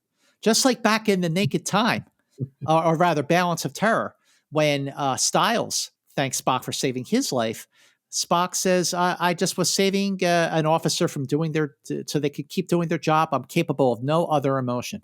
So Spock is basically doing what he has always done. He's providing a logical reason for doing what he did. And his motive for his response is, this could affect the mission. He's totally being in character with his response. This is exactly the kind of response that we should have expected from Spock, even if we don't exactly approve of it. I'm really glad you brought up Bread and Circuses, because I think it's a similar thing, because I think it's more than that. Because in Bread and Circuses, part of why he's so cold to McCoy is because he actually is emotional, because he is worried about Kirk, and it is his worry, his emotional reaction that causes him to act more logically to cover up. I think he is, because there's a difference between I'm really in control of my emotions, I'm totally cool, I'm just thinking about the mission, and I'm pretending that I'm in control of my emotions and just thinking about the mission, when really I'm really messed up and worried about my dad. And I think he is really messed up and worried about his dad and pretending to be just about the mission. I don't know where I stand with it. I mean, I think, yeah, I think he's like, I'm not going to talk about it with you. I think that's another part of it too. That's, yes, absolutely. Right. I feel like it's, it's our thing, man. Aren't you worried about him? Worry is a human emotion, Captain. I accept what has happened. And then Uhura picks up a last part of of another transmission. And this transmission was going into the body of this ship. It's somebody on board the Enterprise. And then, and it's something we've never seen before, he catches Uhura in a mistake. Lieutenant, you've got your sensor located on a wide beam of established receiver on board this vessel. Tighten your field to the interior of the ship. Yes, sir. She's not going to make that mistake again. We're in sickbay. Well, as far as I can tell from instrument readings, our prime suspect has a malfunction in one of the heart valves. It's similar to a heart attack in a human. And this moment is great. Mr. Sarek, has he had any previous attacks? No. Yes. This is classic male pride stuff. Yeah, he had 3 other attacks. Why didn't you tell me? There was nothing you could have done. Like, that is a logical reason why you didn't tell your wife. It could be that you didn't want to face the reality of your failing health, and that's why you didn't talk about it. And I love that we hear that surgery is going to be really, really dangerous because of the Vulcan heart. And Spock comes up with what operation McCoy should do. I suggest that a serogenic open heart procedure would be the logical approach. Yes, unquestionably. Bones, what about it? Well, I'm glad somebody's asking me something around here. And now we get to the key problem, is that the procedure they're talking about would take a lot of blood. And not only that, but his blood is very rare, even for a Vulcan. It's T negative, which I will say, yeah, that is some rare blood. My blood is T negative, Doctor. What we haven't mentioned is that Nurse Chapel, of course, is here. We've run a number of blood tests on Mr. Spock. It isn't true Vulcan blood either. It has human blood elements in it. Watch her when she says this line, because those human blood elements is what she's in love with. Like, you can see her love in that when she says that line. Even you couldn't give that much blood, Spock. It would kill you. They start to estimate the odds, and Amanda says, please don't. It's later, we're in the lab, and we start talking about some drug that was given to Rigelians, and Rigelians have very similar physiology to Vulcans, and it makes the blood basically get produced over time. It's experimental, but used successfully on test subjects on Rigel 5. Which is, I guess, one planet away from where Rigel Hengist was. Spock, we would need such great amounts of blood that even if the drug worked on the Vulcans as well as the Rigelian, which I'm doubtful, it would still drain Saric to a critical level. Plus the fact I've never operated on a Vulcan before. I think McCoy is being smartly cautious. Miss Chapel, I underwent a physical examination last week. Would you pull those records, please? And I think Chapel knew that he was going to volunteer this, because she says, Already pulled. You're perfectly healthy, Mr. Spock. What has that got to do? You're going to use it on yourself? A transfusion from you to your father? As of now, where we're at right now is that Sarek needs a blood transfusion, and Spock is going to be the donor. I can't sanction it. And I refuse to permit it. I won't risk both of you. Then you automatically condemn Sarek to death. This has set up a perfect, like, Star Trek-y choice. Like, what do we do? How do we handle this decision? It occurred to me while watching Journey to Babel that there's story-wise, structurally, there's a very similar aspect of it too. Of all things, okay, just go with me here. Mud, and here's why. Okay, hang on. So listen to this. So in Mud, it is established that Mudd is going to leave the Enterprise crew on the planet so he can escape on the Enterprise with the androids. So that's the plan. That is the plan. Right. And up to this point in Journey to Babel, Sarek needs an operation and Spock is going to be the blood donor. That's the plan. And both of these episodes have unexpected twists that both work in different ways. In Mudd, the androids decide that they're going to leave Mudd on the planet so they can take over the galaxy and quote unquote serve humanity and protect humanity from itself. But then something is going to happen, as we are going to cut to in a great cut, that is going to change the dynamic of this episode. And this is just one of the reasons why there are so many great moments where there are turns and twists that abruptly shift the direction of the episode and in a way that it makes the episode even better. 100% agree. And what we cut to is right in the middle of a fight. We don't see how the fight started. We don't see where these guys came from. We don't know what the fight is about, but we see Kirk going toe to toe with an Andorian who has a knife, starts with that classic Kirk roll back and throw them flip. And then Kirk, gets slammed up against the wall. He dodges the knife. He knees the guy goes down. And then Shatner does the weirdest move. He jumps and puts his feet on the wall like he's going to jump off and body slam the guy or something. And he lands right on his butt in a way that looks really, as a guy who's taken some falls, that fall looked really, really painful. Two things to note about the scene. Steve, you say that we don't know how this fight started, but if the scene aired the way it was filmed, you would know how it started. Kirk was walking down the corridor to his quarters. He's on deck 5, and the Andorian jumps him. That's how the fight actually starts. But I think it's far more dramatic, as you pointed out in other episodes, where you enter into a situation that is already underway to see that the fight is already going on. The other thing, Steve, I agree. Some of the stunt work in this scene is a bit sloppy, shall we say, but it is worth noting that is all Shatner. It is not some obvious stunt person, where you have the shot further back and it's clearly Jay Jones or some other stunt person instead of Shatner, but that's all Shatner. And then something happens in this fight scene that I think is absolutely shocking and unexpected, which is that Captain Kirk, who has won basically every fight scene we've ever seen him in, gets stabbed in the back. Oh, and that looks like a violent stab. Yeah. It's like when Merrick gets stabbed by the proconsul at the end of Bread and Circuses. Like you feel that go into Kirk's back. It's a violent stab. And he flips the guy, manages to knock him out, touches his back and pulls out a really bloody hand. There's a lot of blood. Yep. And calls up to the bridge. I've been attacked by an Andorian. Security team. Captain. And then he goes down. Captain. He passes out, and that is the end of Act 2. Let me throw this out there. Yes. Because you know me, I'm always looking at things from a weird place. But we all know about the hubris of William Shatner and the struggles on set. And listen, I got to tell the truths. Do you think he saw this thing and was like, hey, Gene, it's cool that Leonard is getting to sacrifice himself for his dad.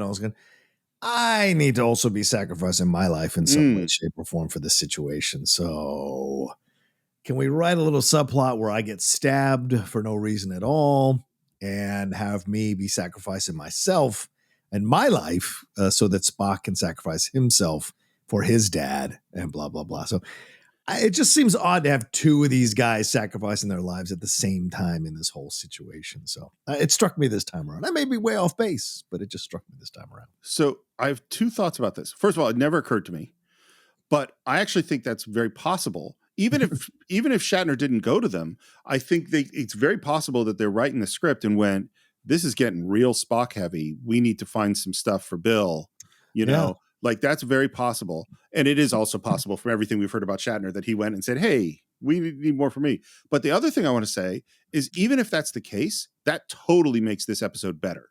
That's why I think I love this thing. Yeah. I've see again, just to, what I love about this episode is that the stakes keep getting higher and higher. Yeah. Yeah. You've got the personal stakes, you've got the conflict between Spock and Sarek, you've got these delegates aboard the Enterprise, you got the conflict between Sarek and Gav. Now you've got Kirk attacked by, what appears to be an Andorian. And I absolutely think that this was all part of the plan from the beginning because, everything that I read about the making of this episode, there was never anything about, we need to add a scene to make it more about Kirk as well. That was always part of the plan. It's a bad wound. Punctured left lung. Centimeter so lower, it had gone through the heart. And the stats on Sarek are dropping. Your father is much worse. There's no longer a choice. I have to operate immediately. We can begin as soon as you're prepared. So McCoy is turned around on this operating thing. No, Doctor. Why? My first responsibility is to the ship. There's the turning point. Up to this point, Spock was making a very logical argument to Amanda and to McCoy why it was essential for him to be the donor, even though it could kill him. And now the stakes have changed because his commanding officer, Kirk, has been incapacitated at a time when there are more than 100 delegates on board and the Enterprise is being chased by an unknown vessel. So there is no way at this point that Spock can choose his family over his duty. He is making a decision that no, his first duty is to his duty and to the ship, and he is going to take command because Kirk cannot do it, and no one else is capable of commanding. Nobody knows where Sulu is. And Scotty is on the ship, but we never see him, even though we certainly hear about him. And that's where Spock is now. I almost half expected Spock to turn around and be like, Scotty, doctor, please. And then walk. I half expected that to do this time. So, I'd forgotten what his reaction was. But yeah, all this stuff is happening. A lot to take on. And I love that he uses the word personal privilege, which is really interesting now to hear in 2022, that word privilege, a personal privilege. Nowhere in the rules does it say I can do that for a personal privilege. So interesting decision by him. And he's adhering to his code. And his father would understand that. So we're back at the brig, looking at the prisoner, and we see the leader of the Andorian delegation. He's Telef, a minor member of my staff. And Spock is still on logic. He says, there is no logic in Thelev's attack upon the captain. There is no logic in Gav's murder. I think the Andorian is a really interesting character. Shras is the Andorian ambassador. His response, I always liked his response. He goes, perhaps you should forget logic and devote yourself to motivations of passion or gain. Those are reasons for murder. And that's where I wrote in my notes. That's just great writing. The next scene is in Spock's quarters. I think, again, this is a critical scene in all of Star Trek. And one of the great things about this scene for me is there are two people that strongly disagree, and they both have nobody's right here. You know what I mean? I mean, I agree with one side more than the other, but like they have real passion and disagree for real good reasons. And that is Spock and his mother. Spock, you must turn command over to somebody else. And she's panicking. She's definitely panicking. And by the way, if there was ever an episode that Scotty should have been in, it should have been this one. I mean, he's referenced. Just imagine.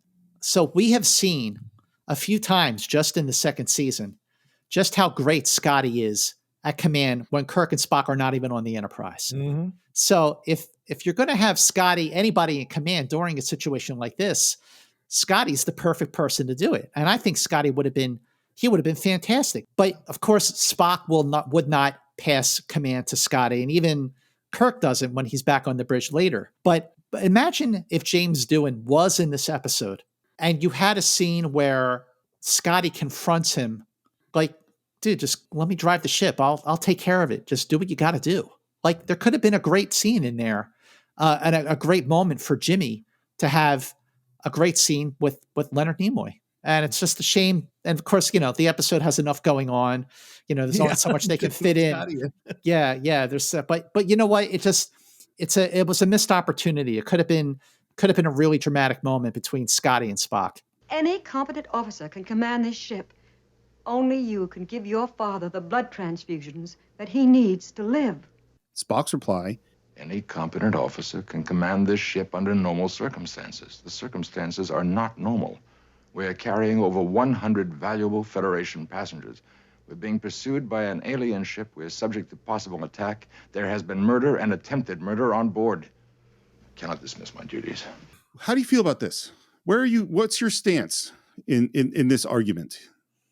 This is where he most resembles Saric in this moment, because it is a little bit of his hubris that makes him think that he's the only one who could possibly handle this situation with all this stuff going on. There's a little bit of hubris here, just like Sarek has at times himself. And so here I find that going to a conference when you know you've got heart issues, you know you got cardiovascular issues, there's an arrogance in that. There's a conceit in that. I'm the only one who can do it. You know, it's that kind of thing.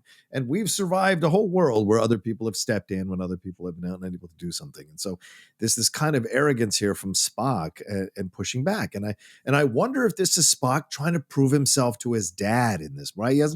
They still haven't patched things up. He's still kind of in this place. And so in his way, he's acting in a way that, although it adheres to what he believes, it also adheres to something he knows his father would understand. So in a way, is he trying to kind of impress his father, or is he not wanting to confront the situation himself and wants to kind of be diverted by work? I don't know. But there's a lot in that answer that I think you can explore emotionally with Spock. Well, I think, first of all, that's a very interesting perspective, John.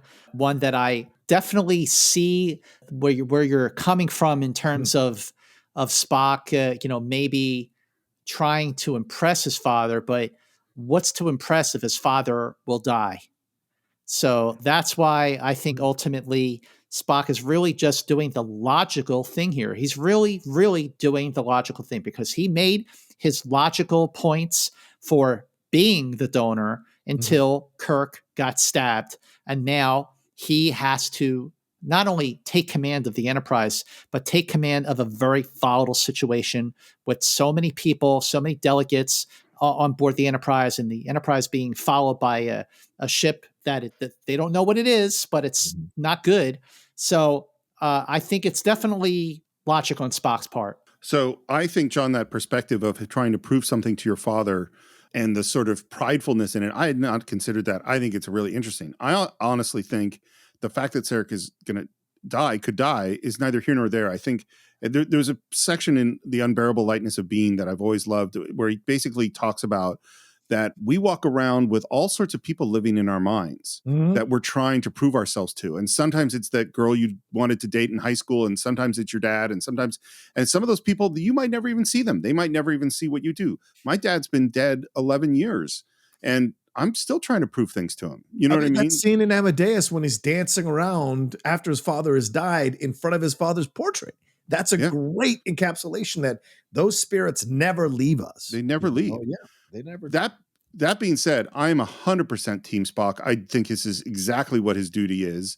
I think we've seen over and over again, not that Scotty's not great, but there were times where if Kirk wasn't in command, the Enterprise was going to be destroyed. If you're the captain of the ship, it doesn't mean that it's exclusive, though. Just because it's his duty doesn't also mean that he isn't trying to impress his dad. And that's what I absolutely agree that it is his duty. And it's very much his point of view, but could also be a little bit about trying to impress his father too. 100% agree. Duty. Your duty is to your father. And I love that Spock says, I know. This must take precedence. If I could give the transfusion without loss of time or efficiency, I would. And then he says, and this is, I think, 100% true. Sarek understands my reason. Sarek understands my reason. Yeah. Well, there you go. That just proves Steve's point that Sarek would approve of Spock's motive, or that's of Spock's. Well, it kind of proves John's point too, though, because he's thinking about his father's approval. Right. In that moment. Yeah. You're right. I think we're all right, is what I think. So I love it when we're all right. Well, I don't. It's not human. And Spock has a reaction to that. I love his response. Oh, that's not a dirty word. You're human, too. Let that part of you come through. Your father's dying. There's so much here because what we've watched is Spock trying to reconcile with his emotions and his human side and all that stuff for a season and a half of Star Trek. Yeah. And he then says, Mother, how can you have lived on Vulcan so long, married a Vulcan, raised a son on Vulcan without understanding what it means to be a Vulcan? First of all, that is really good writing. I'm telling you, this episode has such great writing in it. But if this is what it means, I don't want to know. Strong statement. Because she's accepted so much she allowed Spock to be raised as a Vulcan entirely. Yeah. She's accepted her relationship to Sarek in a very Vulcan way, but this she cannot accept. It means to adopt a philosophy, a way of life which is logical and beneficial. We cannot disregard that philosophy merely for personal gain, no matter how important that gain might be. I love that he says that is logical and beneficial. I think that is that's a word we haven't heard. We've just heard logical mostly. Mm-hmm. Logical and beneficial. Nothing is as important as your father's life. Can you imagine what my father would say if I were to agree, if I were to give up command of this vessel, jeopardize hundreds of lives, risk interplanetary war, all for the life of one person?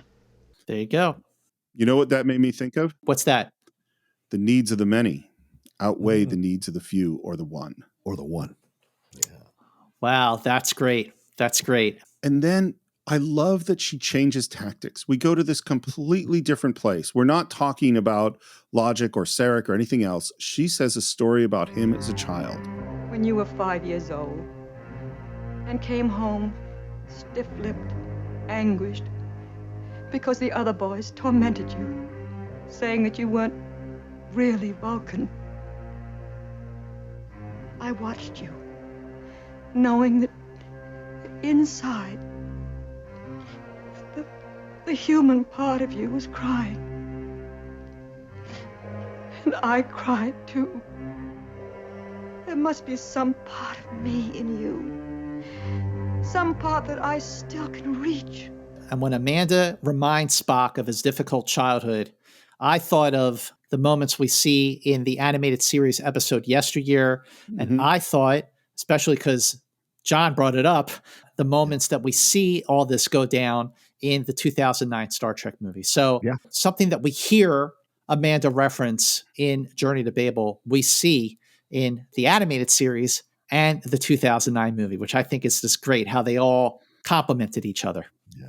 This moment and what she says next is so painful. And particularly having done this show with you, Scott, and like feeling I've gotten even closer to Spock and how much more complex his emotions really are, that it's just really rough. She says, being Vulcan is more important to you than you'll stand there speaking rules and regulations from Starfleet and Vulcan philosophy and let your father die and I'll hate you for the rest of my life.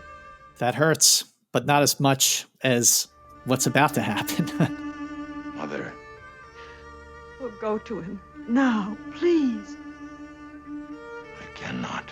And here it comes. She slaps him, and that slap that Amanda gives Spock, that slap that Jane Wyatt gives Leonard Nimoy, looks as painful as it sounded.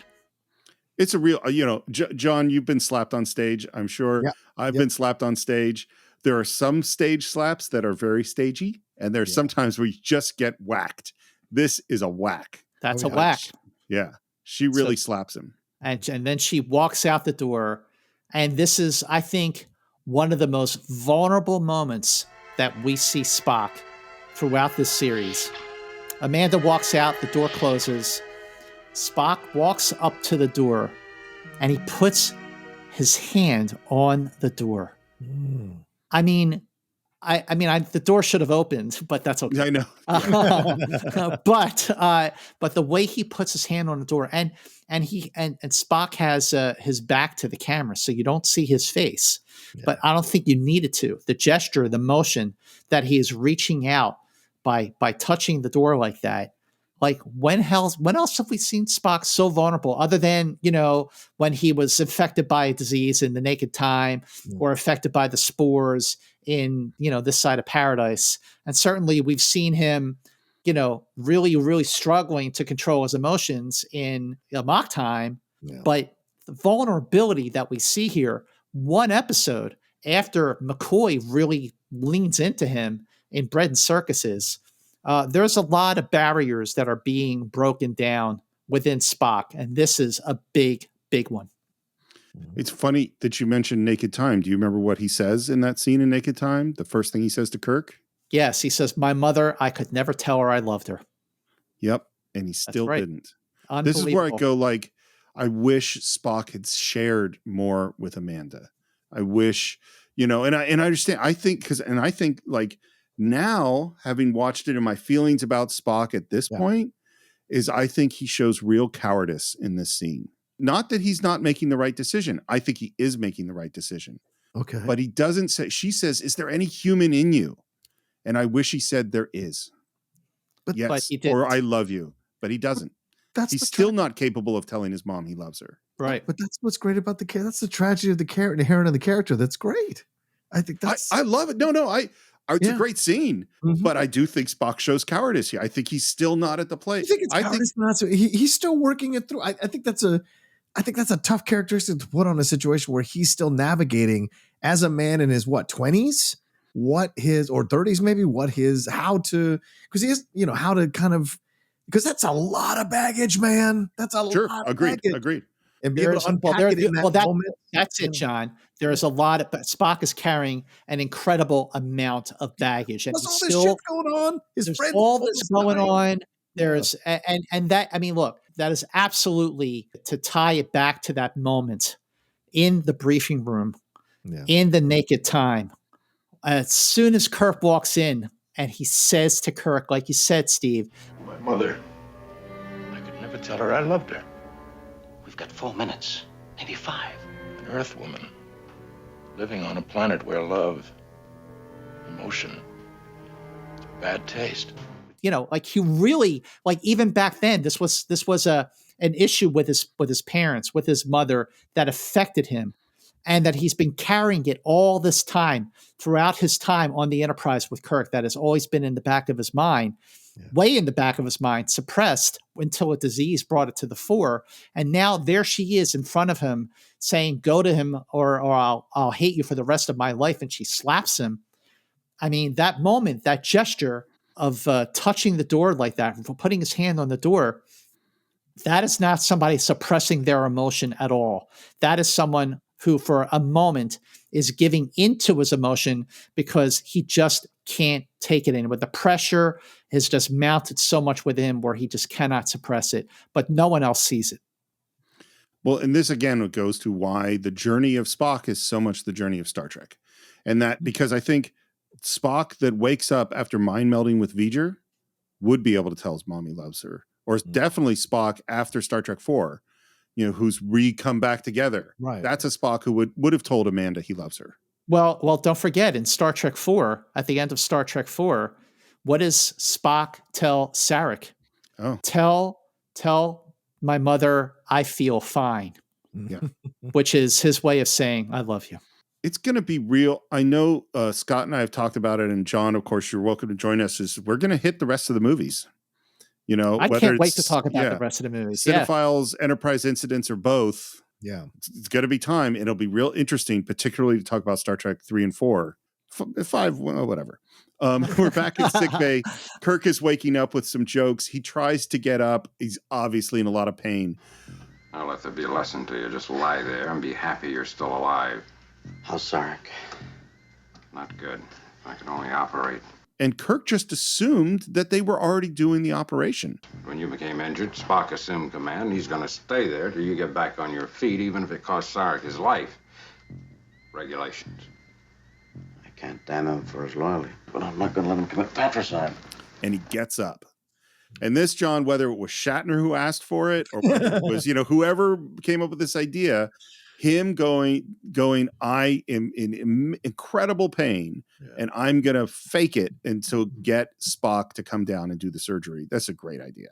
It's a great idea. And this is also a sacrifice because Kirk has been told, if you get up, you could begin to bleed again. He has been told that he has a punctured lung and that 1 centimeter in another direction, it would have gone right through his heart. The last thing he should be doing is getting on his feet and putting himself in a tense situation. And that is exactly what he is going to risk doing in an effort to get Spock to tend to his family and his father. I'll convince Spock I'm all right and order him to report here. As soon as he leaves the bridge, I'll turn command over to Scotty and report to my quarters. There's Scotty again. And then we get on the bridge, and this is, we've said it over and over again. Shatner's such a good actor. What he does here, the layers he does. I love that Uhura looks up at him and he gives her a little gesture to stay put. Yeah, I'm taking all of my energy just to do this one thing that I have to do. And Spock turns around and looks at him and it's like, Captain. And he shows a bit of emotion, shock. Captain, I'll take over, Mr. Spock. Report to sickbay with Dr. McCoy. Well, and he's really looking at him real carefully. Yeah. And Kirk, with a big smile and just a whole bunch of Kirk charisma, says, "Get out, Spock." Like, don't worry, I got this. It's okay. I'm all right. And Spock gives him kind of one last look and then heads out with McCoy. And you can see the moment they get to the turbo lift, Kirk starts to sag. Call Mr. Scott to the bridge. And at that moment... Captain, the alien vessel is moving closer. Belay that order. I'll stay here. That's great. It's a great setup. It's a great setup. And just as that happens, Kirk, without showing pain in doing it, kind of sits up. He forgets about the fact that he's in a colossal amount of pain because now he's being Kirk, he's being the captain again. This is the guy who said, "Give me the shot" when he was dying of old age in the deadly years. He is putting his ship up in front of everything at this moment. And then Uhura, who has reconfigured her sensor, whatever they are, says, "Captain, I'm picking up the alien signal again. But it's coming from inside the Enterprise." Specific origin? "From the brig, sir." We're in sickbay and McCoy is starting the operation. I like that Sarek's got that. Now we see that big metal thing for the surgery. If there was ever an episode where we see that McCoy is really a good doctor, Steve, it's this one. Yeah, absolutely. Absolutely true. In the brig, security is searching the Andorian, who kind of attacks. They stun him. And when he falls down, his antenna pops off. I got to give props to the security in this episode because it was security who called the captain when they found Gav murdered in the Jeffries tube. And now they got two security guards in the brig, and the spy, let's not call him an Andorian because he's clearly not even an Andorian anymore, tries to make a move and they stun him and they find the transmitter. So big props to the red shirts. Yeah. In Journey to Babel. Let's and give none it up of them get killed. None of them die. And we go to red alert because we are now under attack. Target, Mr. Chekhov. Moving away. Turning now. He's coming around again. Fire as he passes, Ensign. And we open fire on this ship and totally miss it because this thing's way too fast. And the other thing that's happening is apparently all the ambassadors are calling up to the bridge saying, "What the hell's going on?" Tell them to take a good guess, but clear that board, Lieutenant. Aye, sir. More like that, I'm going to lose both of these men. And that brings us to the end of Act 3. Act 4, you can see that Kirk is sweating, he's hurting, he's in tons of pain, and they keep getting hit. And now they've decided to lock their photon torpedoes into the widest scatter shot. They're just going to shoot them like a shotgun, and they miss. And on the sickbay, the systems are lost because they're losing power. And Amanda is off to the side, and she's looking very worried. I got to say, the acting in this episode, all of it, whether it's Shatner, Nimoy, Jane Wyatt, Mark Leonard, everyone in this episode, it's such great acting. It's such great writing. And it's just some of the reasons why this episode is just really is a top tier standout. Absolute classic. Well, and there's also like I was saying about, this is an A story and a B story. The A story is Spock and his father and his family. And the B story is this ship and the spy and stuff like that. But the things going on in the A story make the B story way more intense and more exciting. And things going on in the B story, like Kirk getting stabbed, make the A story much more intense. And so they're supporting each other rather than, again, and sometimes some of the later, lesser Star Trek shows, they were just two separate stories that really had nothing to do with each other. Right. So on the bridge, shields are starting to buckle. In sickbay, Sarek, who had a heart attack and his heart had stopped, is now back. And then onto the bridge comes our Andorian spy, Thales. Turns out they're good. They'll have to destroy this ship to win. That was intended from the beginning, Captain. You're not Andorian. Who are you? Thalev, played by William O'Connell, was a familiar face on TV shows like Thriller, The Twilight Zone, Petticoat Junction, and Mannix.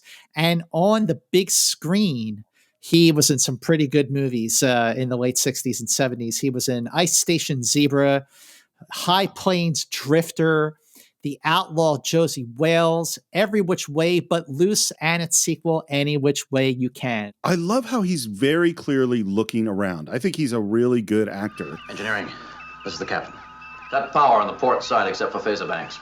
And half of the bridge goes dark. At my signal, got starboard power. Kirk out.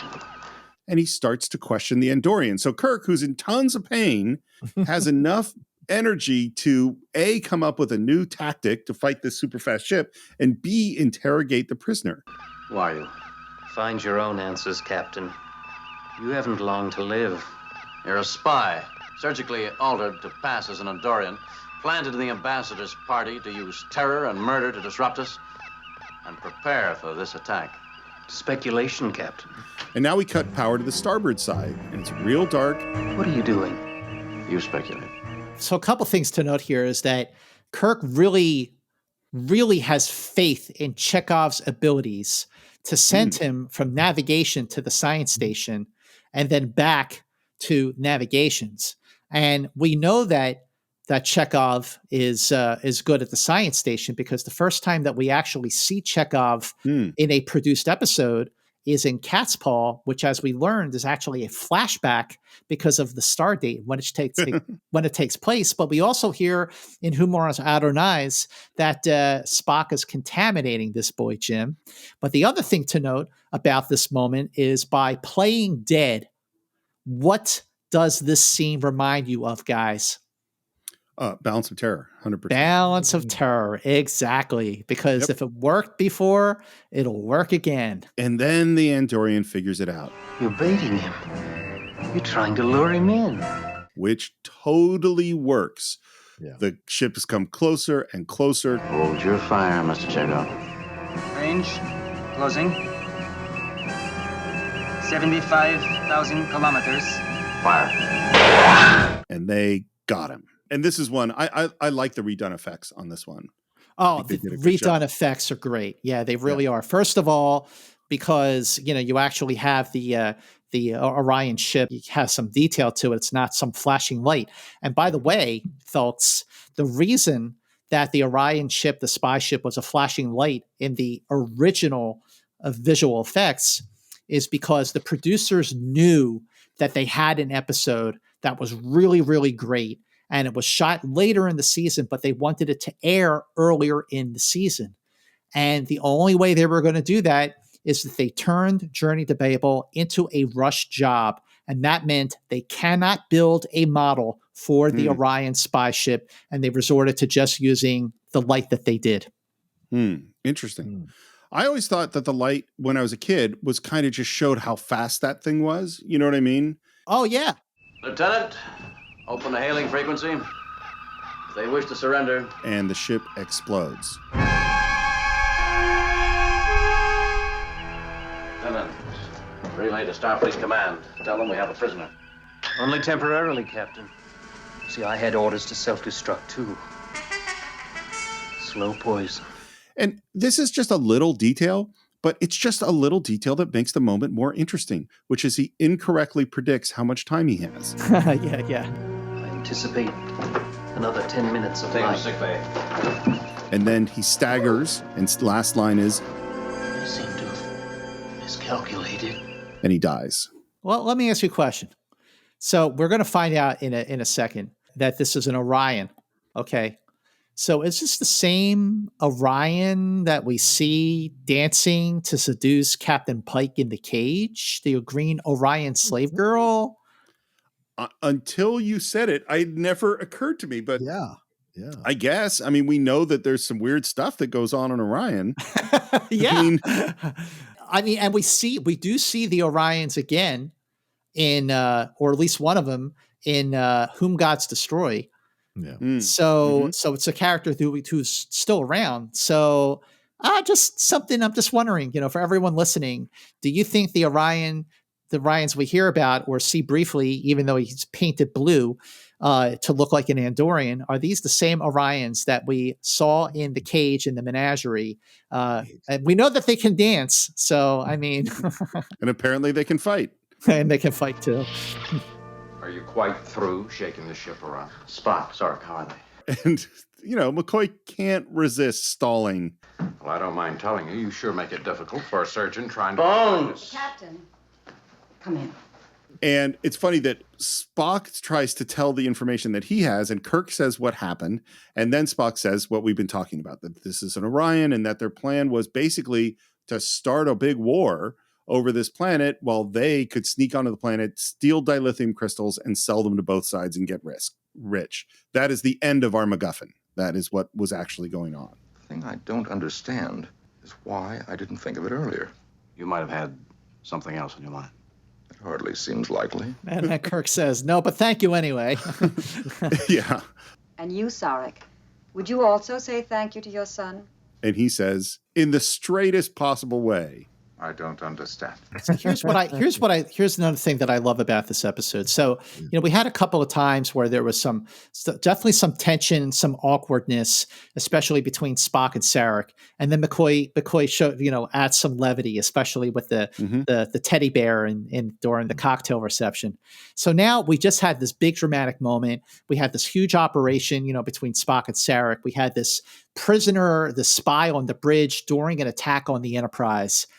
And now we're in sickbay and there's this levity. It's really amazing. It's a testament to the writing, the Dorothy Fontana's writing, a testament to Joseph Pevney's direction, and certainly a testament to the performances of the actors, that everyone is able to shift tones in such an abrupt way that it feels organic. The other thing that I think is so interesting, which I never would have thought of except for doing this show with you, is that this is literally exactly what happened in the cell in Bread and Circuses.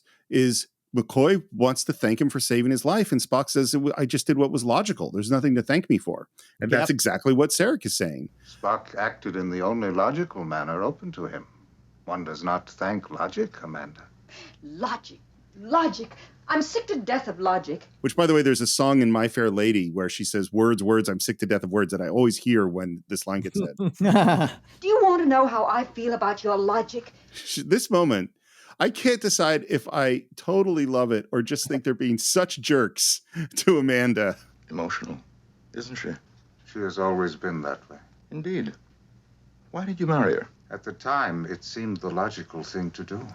See, what I think, Steve, is I think that both Sarek and Spock are in cahoots. Yes. They are both just playing with Amanda. This is family stuff, right? It's family always stuff. kind of busting little balls and having a little fun at her expense. Because exactly, they're busting her she just went chops. off on their logic. She just went off on their logic, so they're kind of returning it back in kind a little bit. But it's a way to bring them together, right? And isn't that what she ultimately wants, is her father and son together, even if they have to take a little barb at her expense? And I wonder if Roddenberry wrote this or if Fontana wrote this scene like we saw earlier with Kirk interfering. Was this a scene that was written by a man or by a woman? I wonder. So. Well, Gene Kuhn did a couple of polishes, and then Roddenberry did a polish himself. But Dorothy Fontana has said that, as I'll get to, that the episode aired the way it was envisioned. So, there are some episodes, Johnny, where, when you look at the earlier versions of the outlines and of the teleplays, and you just think to yourself, how do you go from this to what we saw on the screen? Like, it really is amazing how some of these episodes have evolved from what they were to what they became. But in this case, it sounds like, this is exactly what she had in mind from the beginning. Mm-hmm. Well, and I do think that it is exactly what you say this moment. In this strange way, this is Spock and Sarek both saying the thing that they have never actually said, which is, I love you. Yeah. To the whole family. You know what I mean? And right at this moment, Kirk starts to say something and then just totally stumbles himself. This is our third or fourth stagger in this episode. And I think we've almost kind of forgotten that he's really, really wounded. No. If you keep arguing with your kindly family, Doctor, you're going to spend your next 10 days right here. If you cooperate, you'll be out in 2. And then Spock starts to get up. Doctor, I think I'll return to my station now. You are at your station, Mr. Spock. And then this is so fun. This is one of my favorite little bits at the end of a Star Trek episode. I agree. Dr. McCoy, I believe you're enjoying all this. Indeed, Captain. I've never seen him look so happy. And then this moment is great. Yeah. Shut up. No matter how many times you see an episode like this, it's still a surprise and a welcome surprise of levity. And McCoy turns back because Kirk is about to say something, and he whispers, "Shh, shh." And McCoy looks at Kirk. McCoy looks at Spock, and then he almost breaks the fourth wall and looks at the camera. And that great last moment that is so delightful. Well, what do you know? I finally got the last word. Guys, come on. It's great. It's a great one. And I maybe that's Gene Kuhn and maybe it's Dorothy Fontana. I don't know, but it's a great final moment. Scott, what did people say about this episode of Star Trek? Well, there was a lot to be said, and this episode is also part of the transition, from Desilu to Paramount, and also from showrunner Gene L. Kuhn to showrunner John Meredith Lucas. In fact, John Meredith Lucas received his first producing credit on Journey to Babel, but it was actually a mistake because at this point, even though Gene Kuhn, when this episode was done filming, he had left Star Trek, he left the building, but contractually, he was still contractually bound to be listed as the showrunner producer during the credits. So Kuhn's name was added back on the next episode of Star Trek as producer of A Private Little War, which was the last episode on Kuhn's contract. After that, John Meredith Lucas was listed as producer for the rest of season 2. And as for the last words that some of these producers and writers have said, Dorothy Fontana said, Journey to Babel was one of my favorite shows. It was a real love story, me and that script. I thought I had a pretty good lock on Spock. And John, you pointed out Joseph Pevney at the beginning, the director of this episode. He said that was a good show in certain areas. I thought the greatest contributor to it was the makeup artist. He did a fabulous job bringing alien humanoids aboard. Of course, he's referring to Fred Phillips. So then Pevney says, Star Wars, the entire sequence in the bar looks like it came from this episode, Journey to Babel. Leonard Nimoy said, and this is what I was talking about earlier, he said, Mark Leonard and Jane Wyatt asked me if I had any suggestions about the Vulcans, and I said, it seems to me that the Vulcans are hand-oriented people. Maybe you could find a way to demonstrate when you walk together, instead of holding hands, maybe they touch fingers, which I thought was a wonderful touch. And then Mark Leonard, who played Saric when he was still with us, and he was talking about the legacy of Journey to Babel, he said, I was in New York, I went to a theater, and somebody came up to me and said, oh, I've seen your segment on Star Trek 39 times, referencing Journey to Babel. And Mark Leonard responded, an infrequent viewer, huh? That's great. So for me, this shows, it's a really good episode. And the big thing it shows to me is one of the differences between doing TV and doing a movie. In a movie, you want to wrap up, generally, you're going to wrap up the whole story.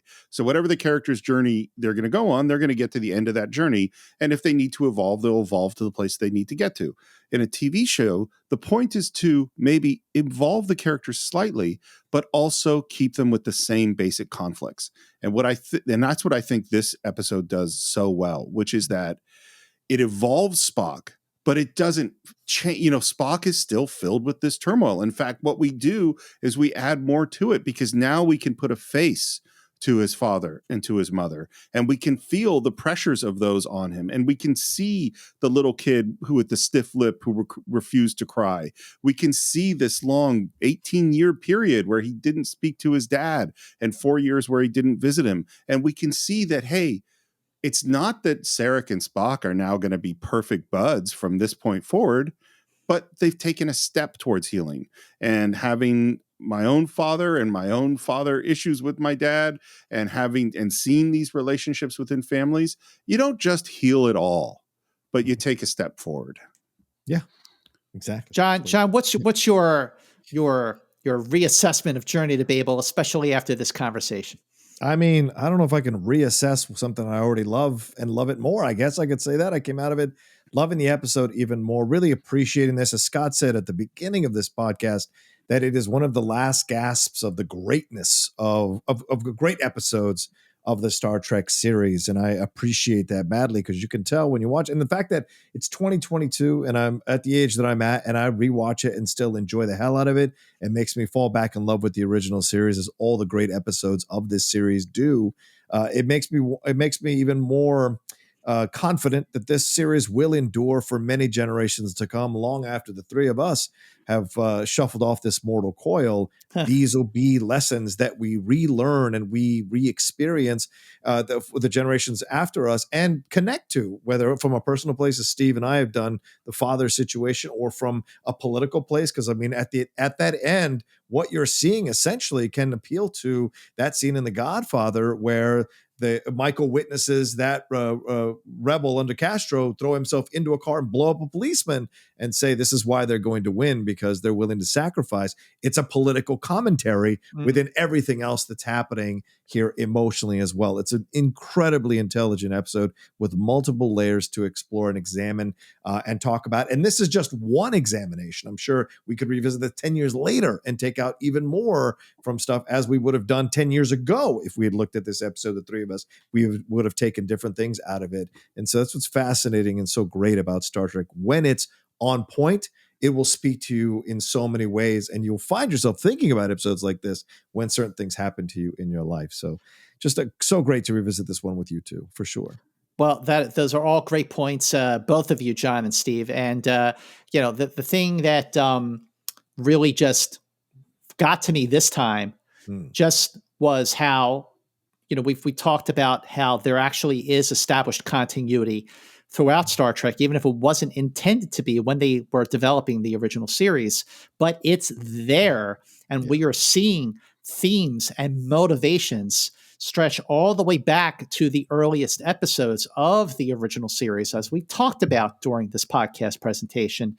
And I just think that rewatching it and talking about it now, what I'm able to appreciate more is just all the levels that you're talking about, John, all the A story, the B story, all the different things that are happening in this episode, and just the way that Joseph Pevney and certainly Dorothy Fontana and the actors are able to balance everything and bring it all to a close on a delightful note in a way that it all feels natural and organic. And I think that is such a testament to the strength of the episode and the strength of the producers and writers and actors working on it. And that is why Journey to Babel was definitely a journey worth taking time and time again over these last 55 years. And I got to say, Johnny Roca, thank you so much for joining us again on Enterprise Incidents. It is so great to talk Star Trek with you, but of course, movies with you and Steve on the Cinephiles. So John, where can people find you? Because you are everywhere. Well, you can always find me at The Roca Says on Twitter, Instagram, and TikTok. I'm also doing much more stuff on Twitch, The Outlaw Nation, all one word on Twitch there. Watch-alongs, movie watch-alongs, and maybe these two gentlemen will join me down the road once I establish that more to do some watch-alongs of movies through Amazon Prime.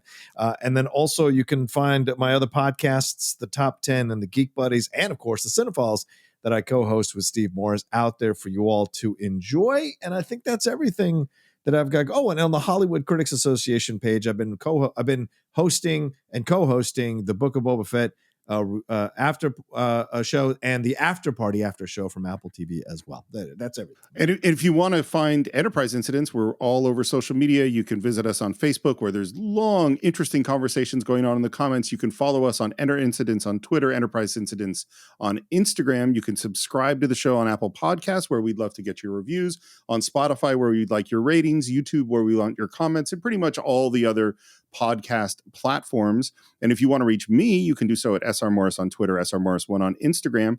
And if you'd like more stories about fathers and sons, well, we've covered a whole bunch of movies that deal with those topics on the Cinephiles, including one that John mentioned, Amadeus. Of course, Back to the Future deals with fathers and sons. The Godfather films definitely have a lot of fathers and sons. Ratatouille, a little rat is trying to convince his father that he can be a cook. We have a really difficult father and son relationship in There Will Be Blood. And of course, you can't talk about fathers and sons without talking about all 3 Star Wars movies of the original trilogy and the ultimate father and son film, in my opinion, Field of Dreams. You can check out conversations on all of those on the Cinephiles.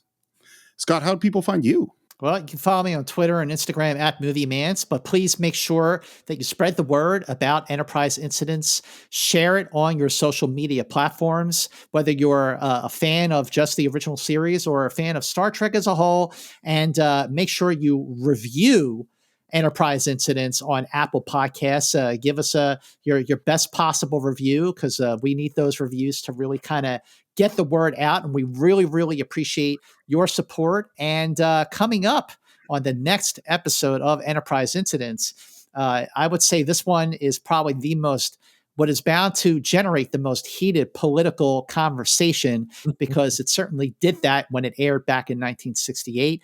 And it is an episode that is still worthy of very, very intense conversation. I'm sure we're going to have one. Next on Enterprise Incidents is A Private Little War. So join us next time. And until then, keep going boldly.